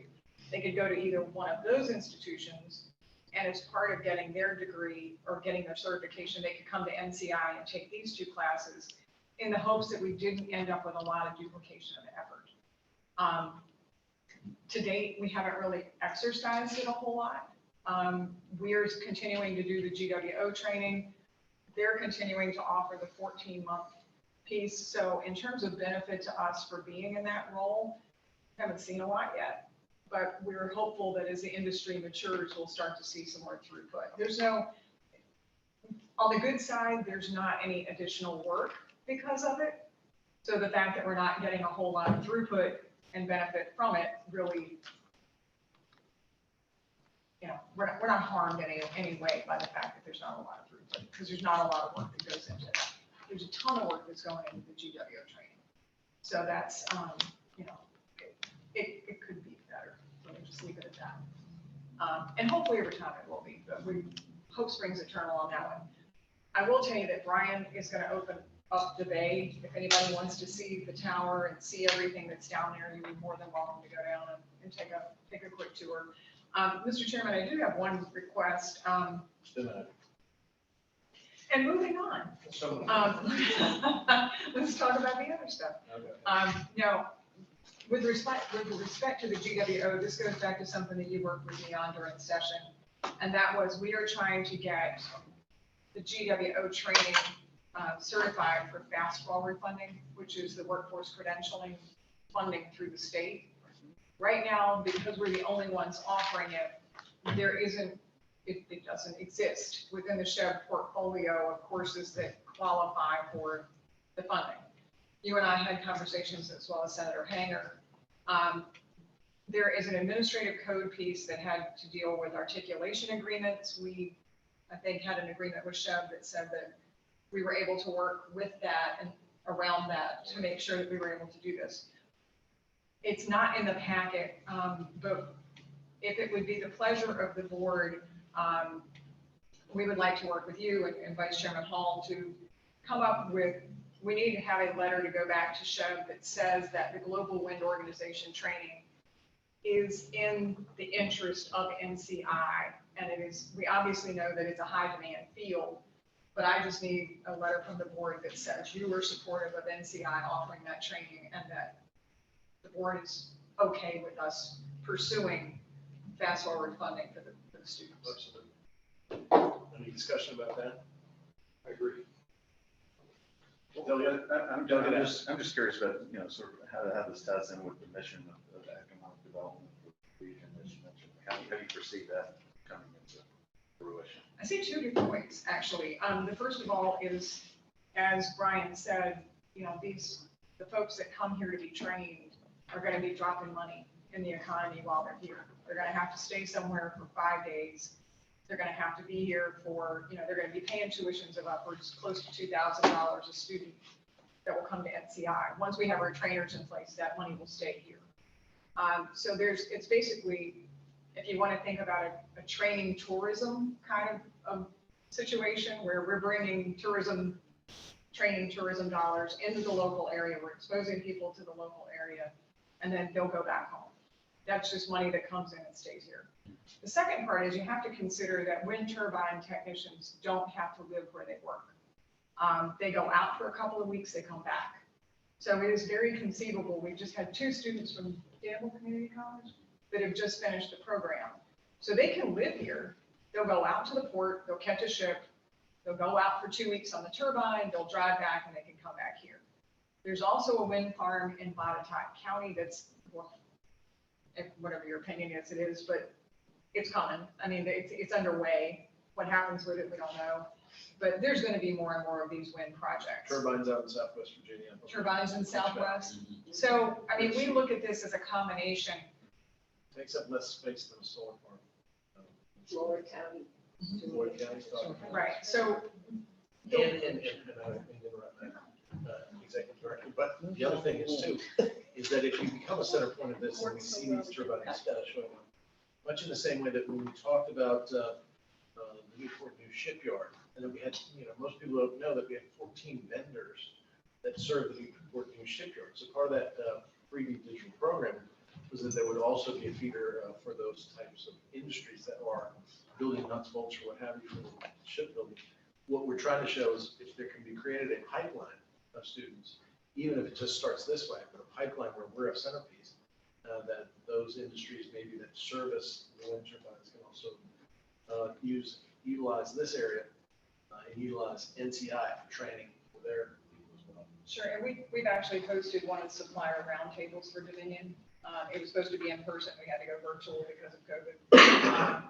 And so we are working to become kind of a Western nexus for the conversation around wind energy and around wind energy training. If I'm able to bring dollars into this economy from Texas or from Montana, the Midwest, somewhere that otherwise wouldn't have come into this community because of this training, I'm okay with that. I mean, that's still an influx of capital. The Gorman Center in Raleigh, the Gorman Center in Raleigh, part of University of North Carolina State University. Tons of training, and this is an excellent way to become a mini Gorman within this area. The OSHA training, everybody has to have OSHA. This wind turbines, I suspect that if we would really open up our view, there are many niches that we can fill that will make NCI a very popular place. I spent many weeks at the Gorman Center. I was energy manager at Miller Brewing Company. I spent weeks learning boiler technology. I spent weeks learning energy management. I spent weeks learning wastewater treatment certifications. These things, the Gorman Center, and we stayed there. And so of my, 30 years down at Miller Brewing Company, there were many, many weeks that I spent at Gorman, and we can do the same thing here. OSHA training, energy management training, the geothermal heating and cooling.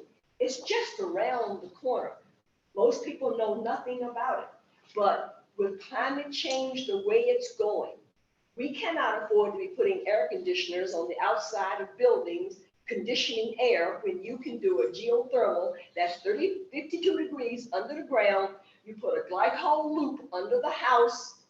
As you're building it, you put your foundation, you put that loop in there, you fill it up with glycol. Now you're cooling for 52 degrees and you're heating for 52 degrees. It's just around the corner. We're going to have to look at all of these technologies, because doing the things we used to do, it's not going to work. We are seeing droughts. We're seeing all kinds of things from global warming. And for us to be this innovative with the wind, I say geothermal should be next. And any other thing that really works, that's brand new, cutting edge. We don't have to compete with anybody. We're the source. I love it. Thank you. Naomi, when you talk that awesome science stuff, can you wear like safety goggles or something? This is my professor, but I will say this, and I will say that when Dominion Energy discovered that we were doing this program, they then came to my office and they sat down and said, something we haven't had, other than just maybe a grant here or something else. But they wanted to make a long-term commitment, and that says something. So I don't think it's a part of what we do, but it can be an essential part of what we do moving forward. And I think we have to, what we've always found, and I've been on this board for a long time, well before I was chairman, is that we don't commit to things. We don't foster long-term growth in these programs, and that's what I would submit. But I think we have to do something. Mr. Jones, did you want to say something? Just a question on the, you mentioned a technical aspect where they get to learn how to actually work on what's going on the wind turbine, right? There's an introduction to. There is. It's 3 phases of it. One is electrical. So we actually used a local electrician to build the units. We got the specs on the units, and so we were able to get this vendor as a state vendor, and then built those, had 6 different units. And so each student will have their own unit.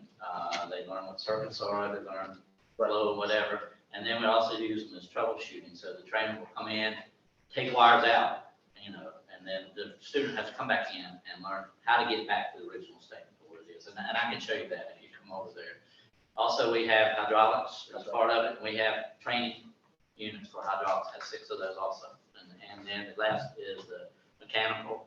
We've built our own torque table. So it teaches them about torque and how to do it manually and with the equipment that we have with the hydraulics. Yeah, something. I'm sorry. Oh, just tagline on that one, and I'll shut up. I won't say anymore. These are local vendors that have built these pieces. The tower that you see was constructed by NCI staff with a little bit of consulting help. It was welded, it was constructed. Materials, to the extent that we have been able to source them locally, they have been sourced locally. So there's already been an infusion of investment in the local supplier community. We've talked, like, as I said, we went to one of the supplier roundtables with Dominion. We've talked about other ways that we can be that Western outpost for a lot of these activities. If you look at the map right now, other than Hampton Roads, there's nothing but us. And I mean, that's a pretty sweet spot to be in. And if you go on the GWO website, which is international, and you pull up Virginia, we're the only dot. That's a pretty stinking cool place to be. And that's on an international scale. Yeah. I'm sorry. Just also with the 3 areas that you're fixing, you get it trained on. I know there's a lot of data and monitoring that goes on with that too, right? There's triggers. Generally, when there's a data and monitoring center, we pushing that data somewhere for somebody to watch to tell somebody to go do something. So just be interested in that conversation of, how that could come about maybe. And then tying into, so where are people pushing that? People are pushing it to the cloud. So just conversations around tying some programs we have together in monitoring, right? Because when you build something, first thing is who's monitoring it, right? So cyber system, IT system. So just something to think. I mean, just want to put that out there to kind of like maybe you see that and watch it, because I know there's a lot of data coming off that. Just want to interest where it's going. We've had a lot, I'm sorry, Mr. Chairman, we've had a lot of conversations about the myriad of support jobs that are going to have to kind of underpin, and actually the Hampton Roads Workforce Alliance is working on a lot of those jobs mappings. So we are cautiously watching those to see which ones we can pick off and potentially bring out this way, or get ahead of and get them out here. I actually will be with the Hampton Roads Alliance and Jennifer Calistrant on July 1st. The Secretary of the Interior at the federal level is coming into Hampton Roads. And so I'll have about 5 minutes to pitch NCI and what's going on that day. So it's nice to be, it's like everything Hampton Roads and at Martinsville. So, we're now part of the team. They recognize us as part of the team, and so we're starting to get that hook into the market that we've always wanted. So we're very happy about that. Any other questions? The mayor. Not a question, just a statement. I'm just excited to hear everything that you put out to us today and what I read. I do read the newsletter, so having an intro to some of the programs. But, having sat here 4 years ago, I think, and to think we were going to become maybe a traditional university type organization in place, I think this is where I knew that we could possibly be in this lane. And so the fact that we're here and connecting and partnering and, I heard that people want more local folks in this, and I would too. And you're planting the seeds because it usually takes a while for local folks to understand the opportunity of being here, getting this training going and then coming back, or, because if you're not an area where people travel in and out all the time, where, there's been some suppression of workforce and opportunities, then it takes a while to kind of till the soil and get folks acclimated to it's right here for you.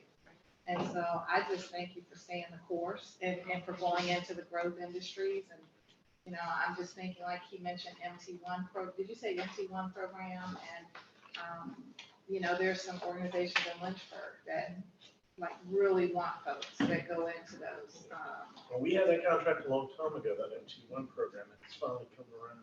Right. The Manufacturer Association. Right, and, some of them with the government contracts and that sort of thing. So it's just a matter of time and continuing to till the soil. So thank you all. I'm excited. That's What what has we do been it done? for. This is what we do it for.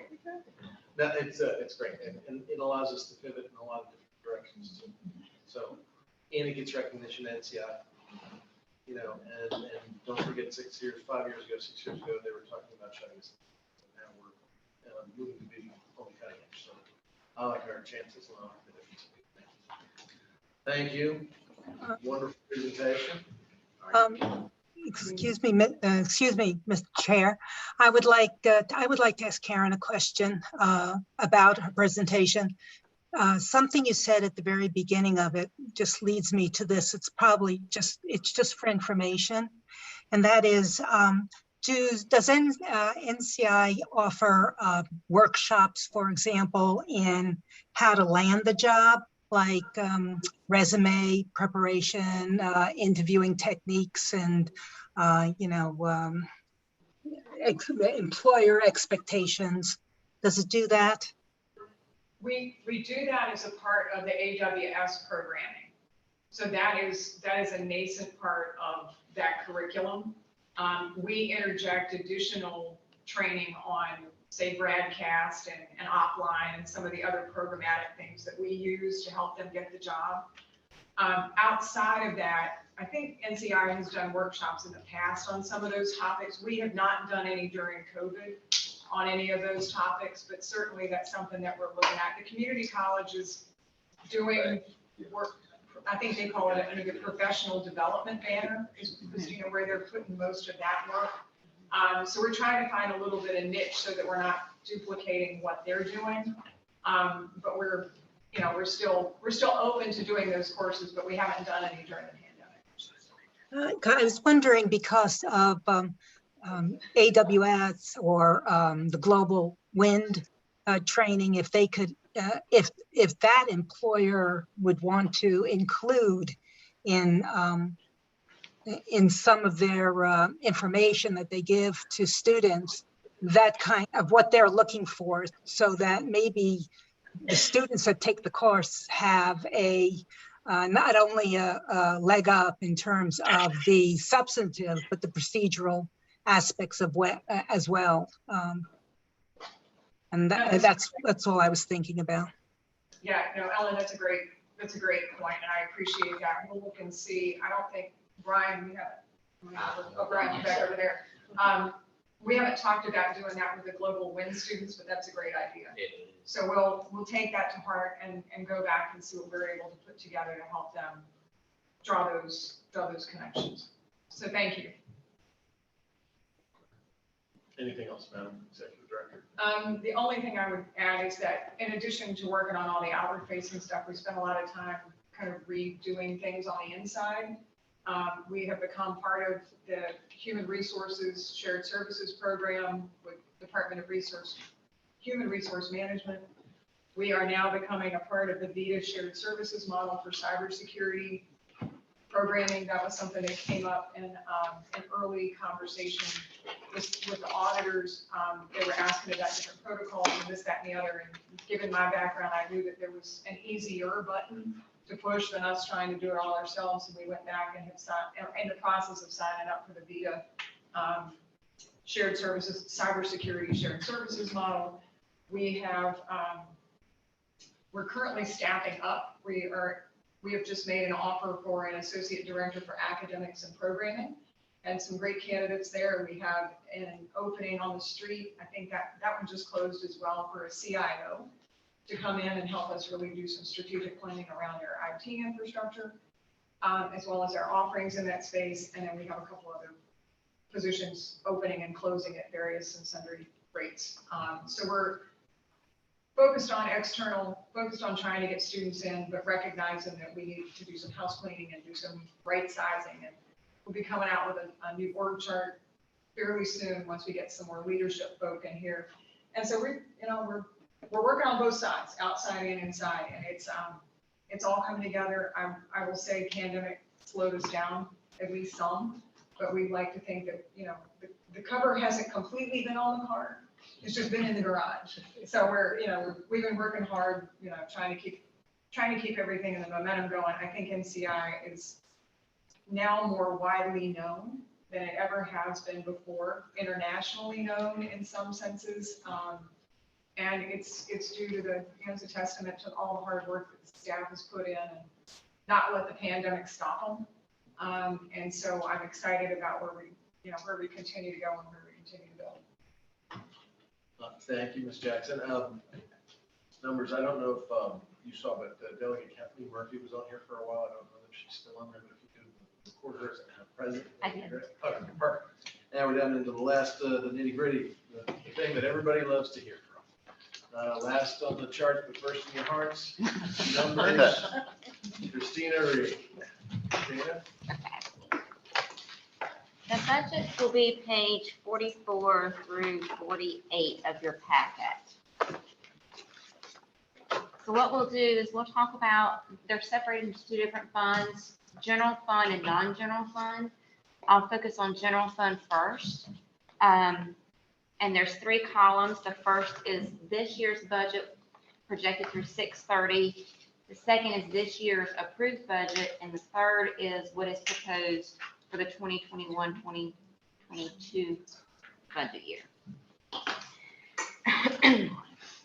So the general fund appropriation that we received for 2021 was 2.7 million. This is after all of the adjustments were made, such as we were appropriated 95,000 and the governor deactivated, they took back the 95,000 for the year.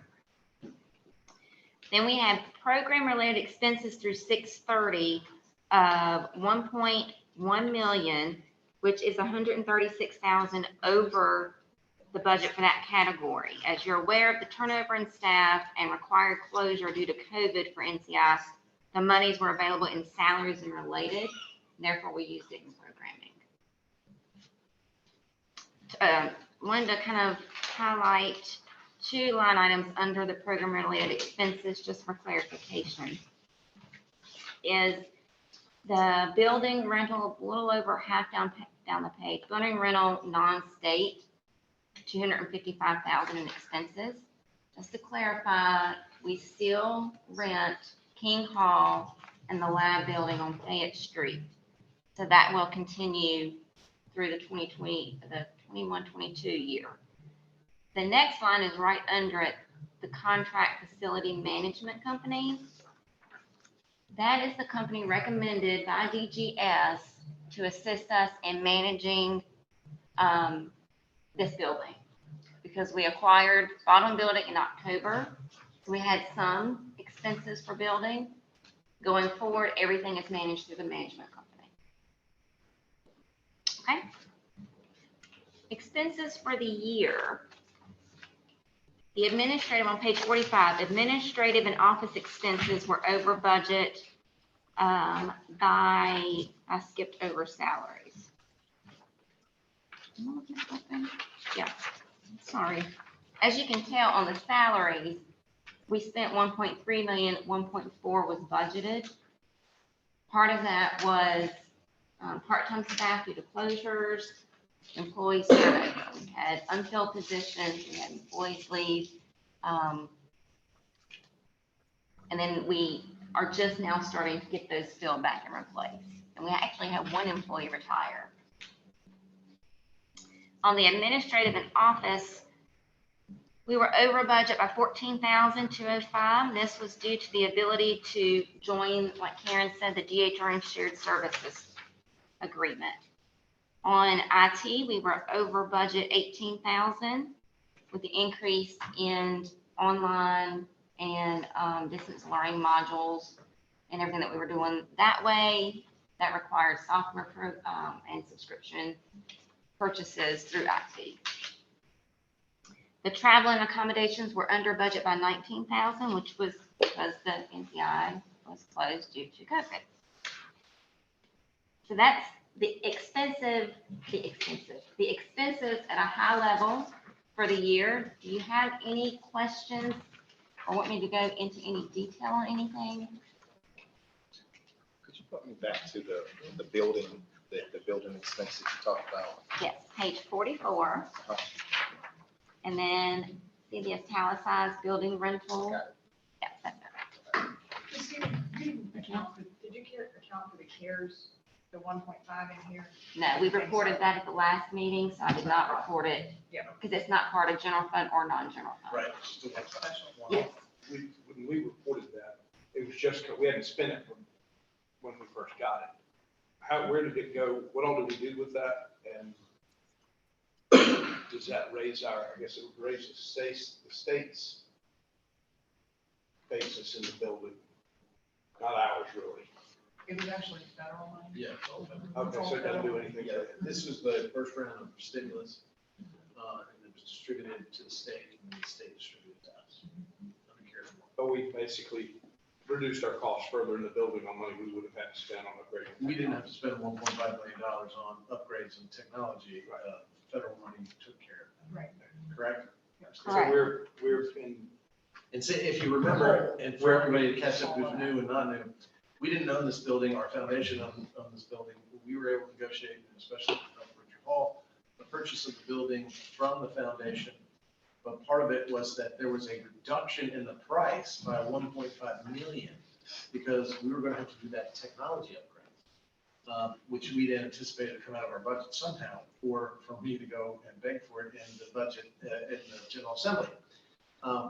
What we were then able to do was actually not only save 1.5 million, but CARES money came in the form of 1.5 million through the federal government, through the state.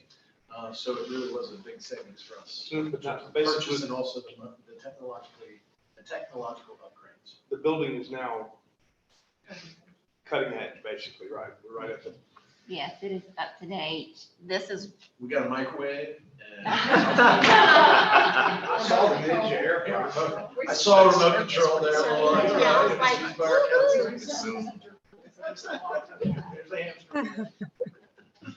But this is one of the pieces that we were able to purchase, which gives us the mobility to go room to room. The lecture hall was fully updated as well, but this room does not have Zoom built in or licensed the way to function independently. It's typically either just A or just But A. the other rooms are. Yes. So we were able to purchase this Microsoft Surface Hub on the portable stand, and it is amazing. It's touch screen, everything. We were just talking, it's really cool. I get excited. Just like Naomi does outside. Yeah, I can't wait to. And her nephew. So let me ask you this, in terms of income, and this is unrelated to technology, we now have control of the building where the foundation had it before. And so there was renting, they used to rent out to wedding shows and all this stuff. We have staff that's taking care of that and income from that, do we not? Is that reflected in any of this? Say that again, Do income we have from any the income lecture from it? halls? Yeah, From the rentals. from rentals, remember they said wedding receptions here and lecture halls and, third-party lectures and that kind of stuff, so. Erica is our staff member who is handling all of the lecture hall events. So it's all on her. Not all, but I we saw have, one coming in on the other side today. yeah. That was a board meeting. Yeah. Yes, we Well, held an earlier event. today, it was a whole parking lot, right? Yeah, there you so the rental income is coming into our non-general funds. Erica, and then we have a part-time person that is handled out of the management company to assist with like weekend or evening events that Erica can't do. And then we have renewed the lease with EDC.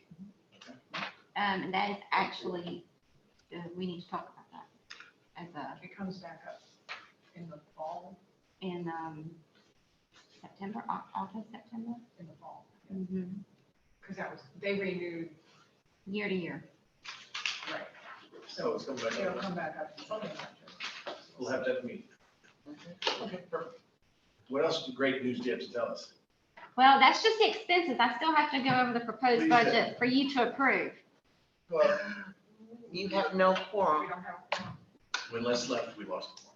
So why don't we kind of hold off on that? We don't have a quorum. You count them, right? No, you can't count. You have to have a physical quorum.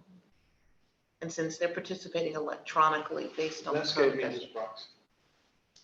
Okay. Yeah, can you amend that to allow proxy? Or bylaws? Ramona, Counselor?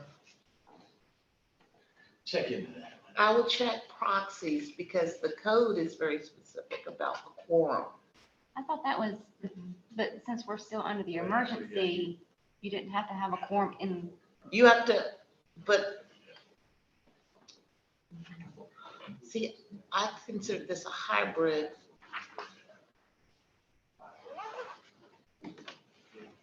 This is-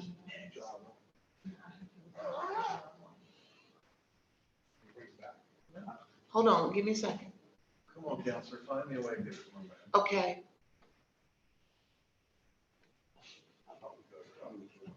We didn't announce it, but it doesn't matter when we announce it. The protocol that we're undertaking today is under, prior to the lift of the state of emergency, correct? Correct. Okay, On July 1, yeah. okay. You We can got do a it. quorum.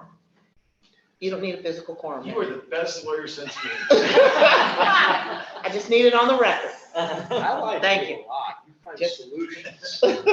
All right, the chair determines that we have not lost a quorum and based on the emergency regulatory. That has not been framework lifted by of the State government, we have not lost that quorum, which will allow us to approve the budget. Numbers, hurry before it gets worse. You can do Okay. your motion now. Huh? You can do your motion if you need. Okay. And you're on. For 21-22 general funds, we are proposing to receive 2.8 million in appropriations, which is an increase from the 2.7 from this year. That includes the CIO position that Karen mentioned and the 95,000 that has been reappropriated. Program-related expenses for the budget is 889,000 for the year.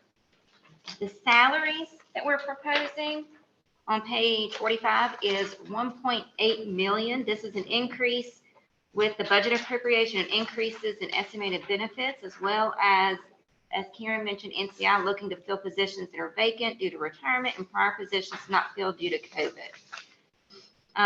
Administrative and office expenses are 32,550. IT expenses are 100,651. And then on page 46, the travel and accommodations are 26,500 for a total budget of 2,868,555 for 21-22 year. Okay, are there any questions about the budget as proposed? Anybody? The appropriate. May I ask a question? Of course. Christina and I had had a conversation about and this may not be a question that can be answered in here, but here's a question for you. We had delayed hiring staff because of COVID. However, when we went back to the DPV agents and said, look, can we carry that money forward? Because we couldn't hire because of COVID, we were told no, that it would be swept. So I don't know that there's a fix outside of a bigger process at some point, or no fix at all. But if there's any way to raise a question of, expenditures that were not able to be made because of COVID or delayed because of COVID, is there a process to be able to retain? So here's what we just got announced today, that we're going back in special session on August 2nd. We anticipate that the General Assembly will meet for at least 3 days with up to a week or two. Part of that is the disbursement of COVID-2 monies, which is $4.3 billion that the state can spend, and I think it's another 3.3 that is distributed directly to the localities that can spend it a certain way, which is dictated by the federal government. The question would then be, could we in that budget, that would be an amendment to the budget, could we then in that budget language or create some language that says that money would not be swept because of COVID? Right. Because there's no point in hiring staff in the middle of a pandemic when we weren't open.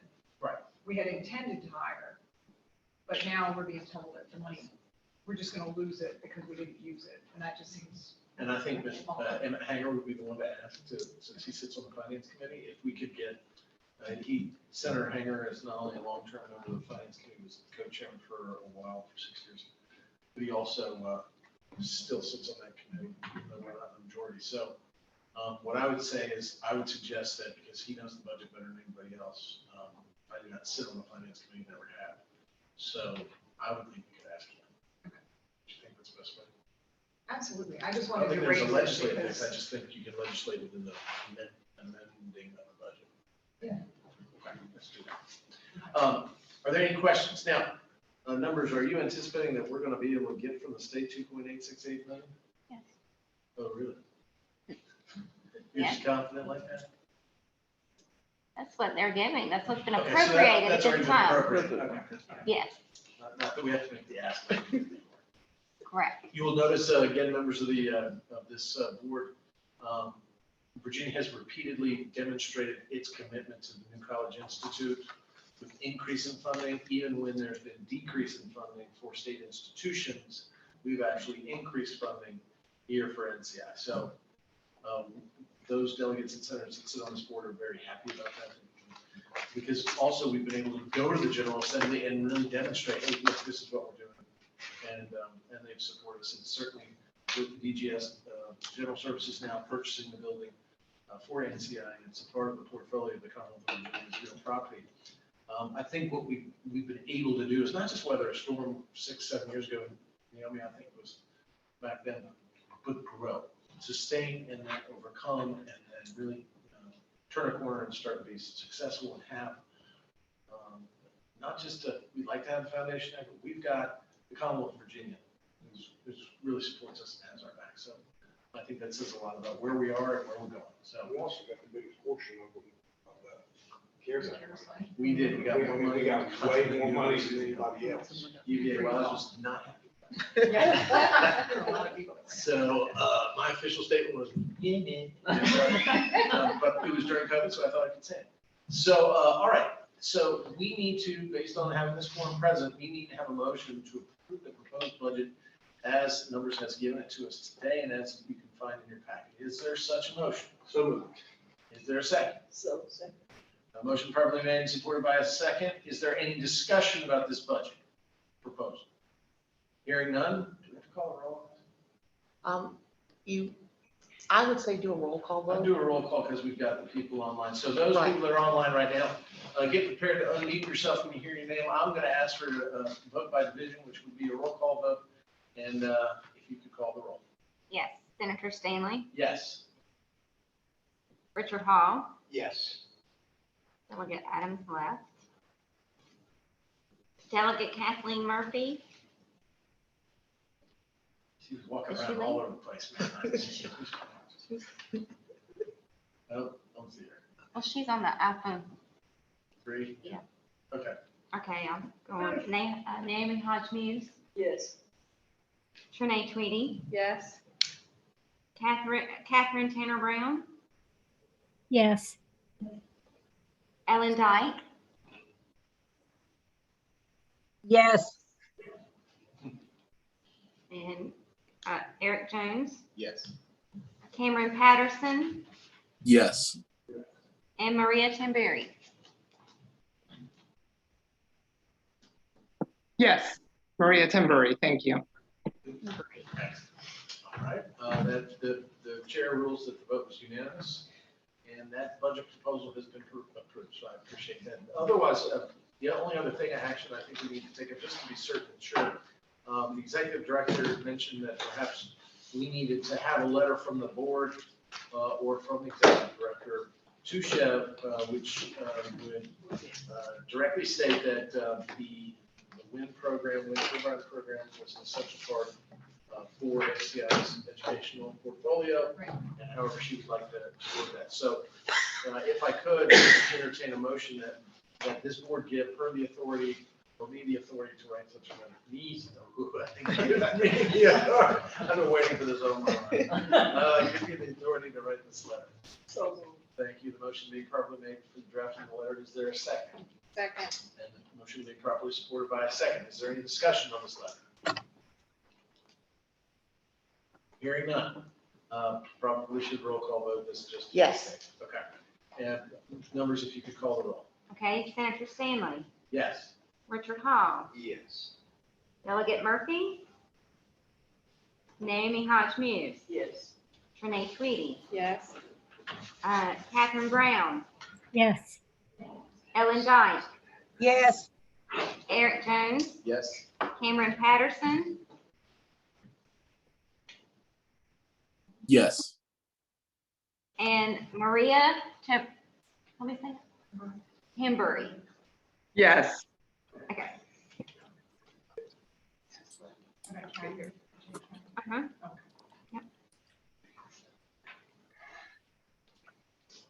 All right.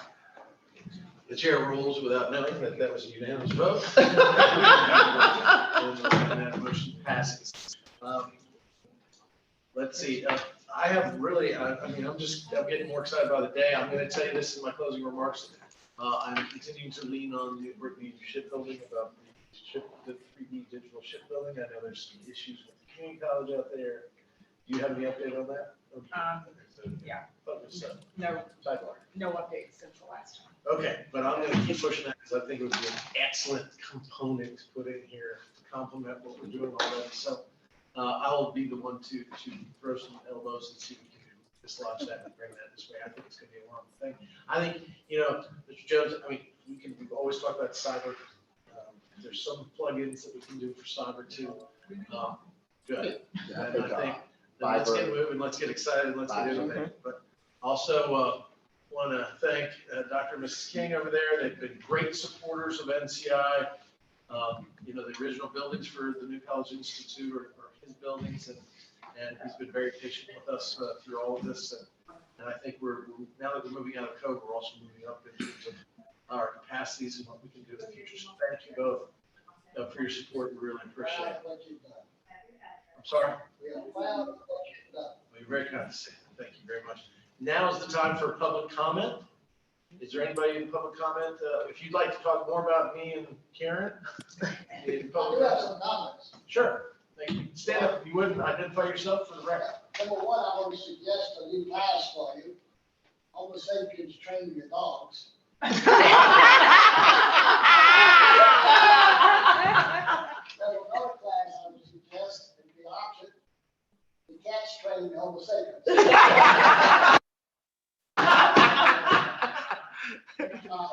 Something I think to consider, I think we can do the production of nuclear power, and nuclear power is going to be the future in due time. It runs the universe, and sooner or later it's going to be our main source of power. And since the market has developed some technology in the last year or 6 months, cooling systems and so forth, liquid nitrogen and things like this, I think we need to be aware that nuclear power is going to be the future, and be really waiting for it when it arrives and take advantage of it. Yes, I'm teaching them. Thank you. Thank you. Is there anybody else who'd like to make any public comment? Anyone online who'd like to make a public comment? Hearing none, ladies and gentlemen, thank you. It is so good to get back together because I always felt so energized when I left these meetings and what we think and how we innovate and what we go moving forward. And I want to thank our executive director for the awesome job she continues to do for us.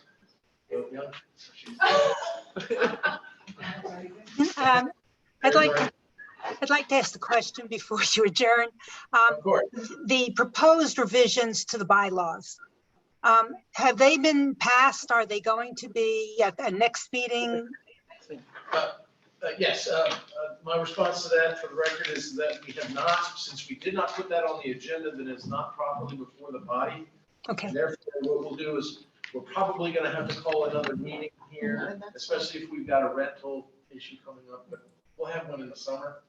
And at that time, we'll discuss the bylaws and any other thing that I've forgotten. But I apologize. No, it's okay. And one last announcement, these UVA Sorensen Leadership Program will be here on Saturday, hosting their meeting here. They normally meet over at the Museum of Natural History, but they're going to come and spend their 21-22 season with us. So they'll be here on Saturday, and then they'll be back down in October. So we're very happy to have that program here and think it'll get some visibility that we haven't had. Absolutely. They're in Danville on Thursday night, and I think I'm going to dinner. So they're a great group. So, anything else from any member of the board, any business, old business that is legitimate and proper before the board that should be brought up before we adjourn?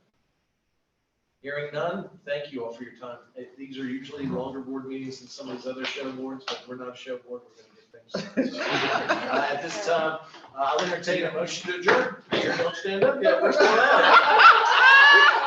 Eric, this motion is yours. Yes. Mr. Jones, I'll entertain a motion. Motion to adjourn the meeting. Session. That motion is out of order, so there being a second, that motion is non-debatable. All in favor, signify by saying aye. Aye. Bye, everybody. Thank you for showing up online. Thank you. Thank you all. Thank you. Yeah. Great being here. Bye, guys. Bye, guys. Bye.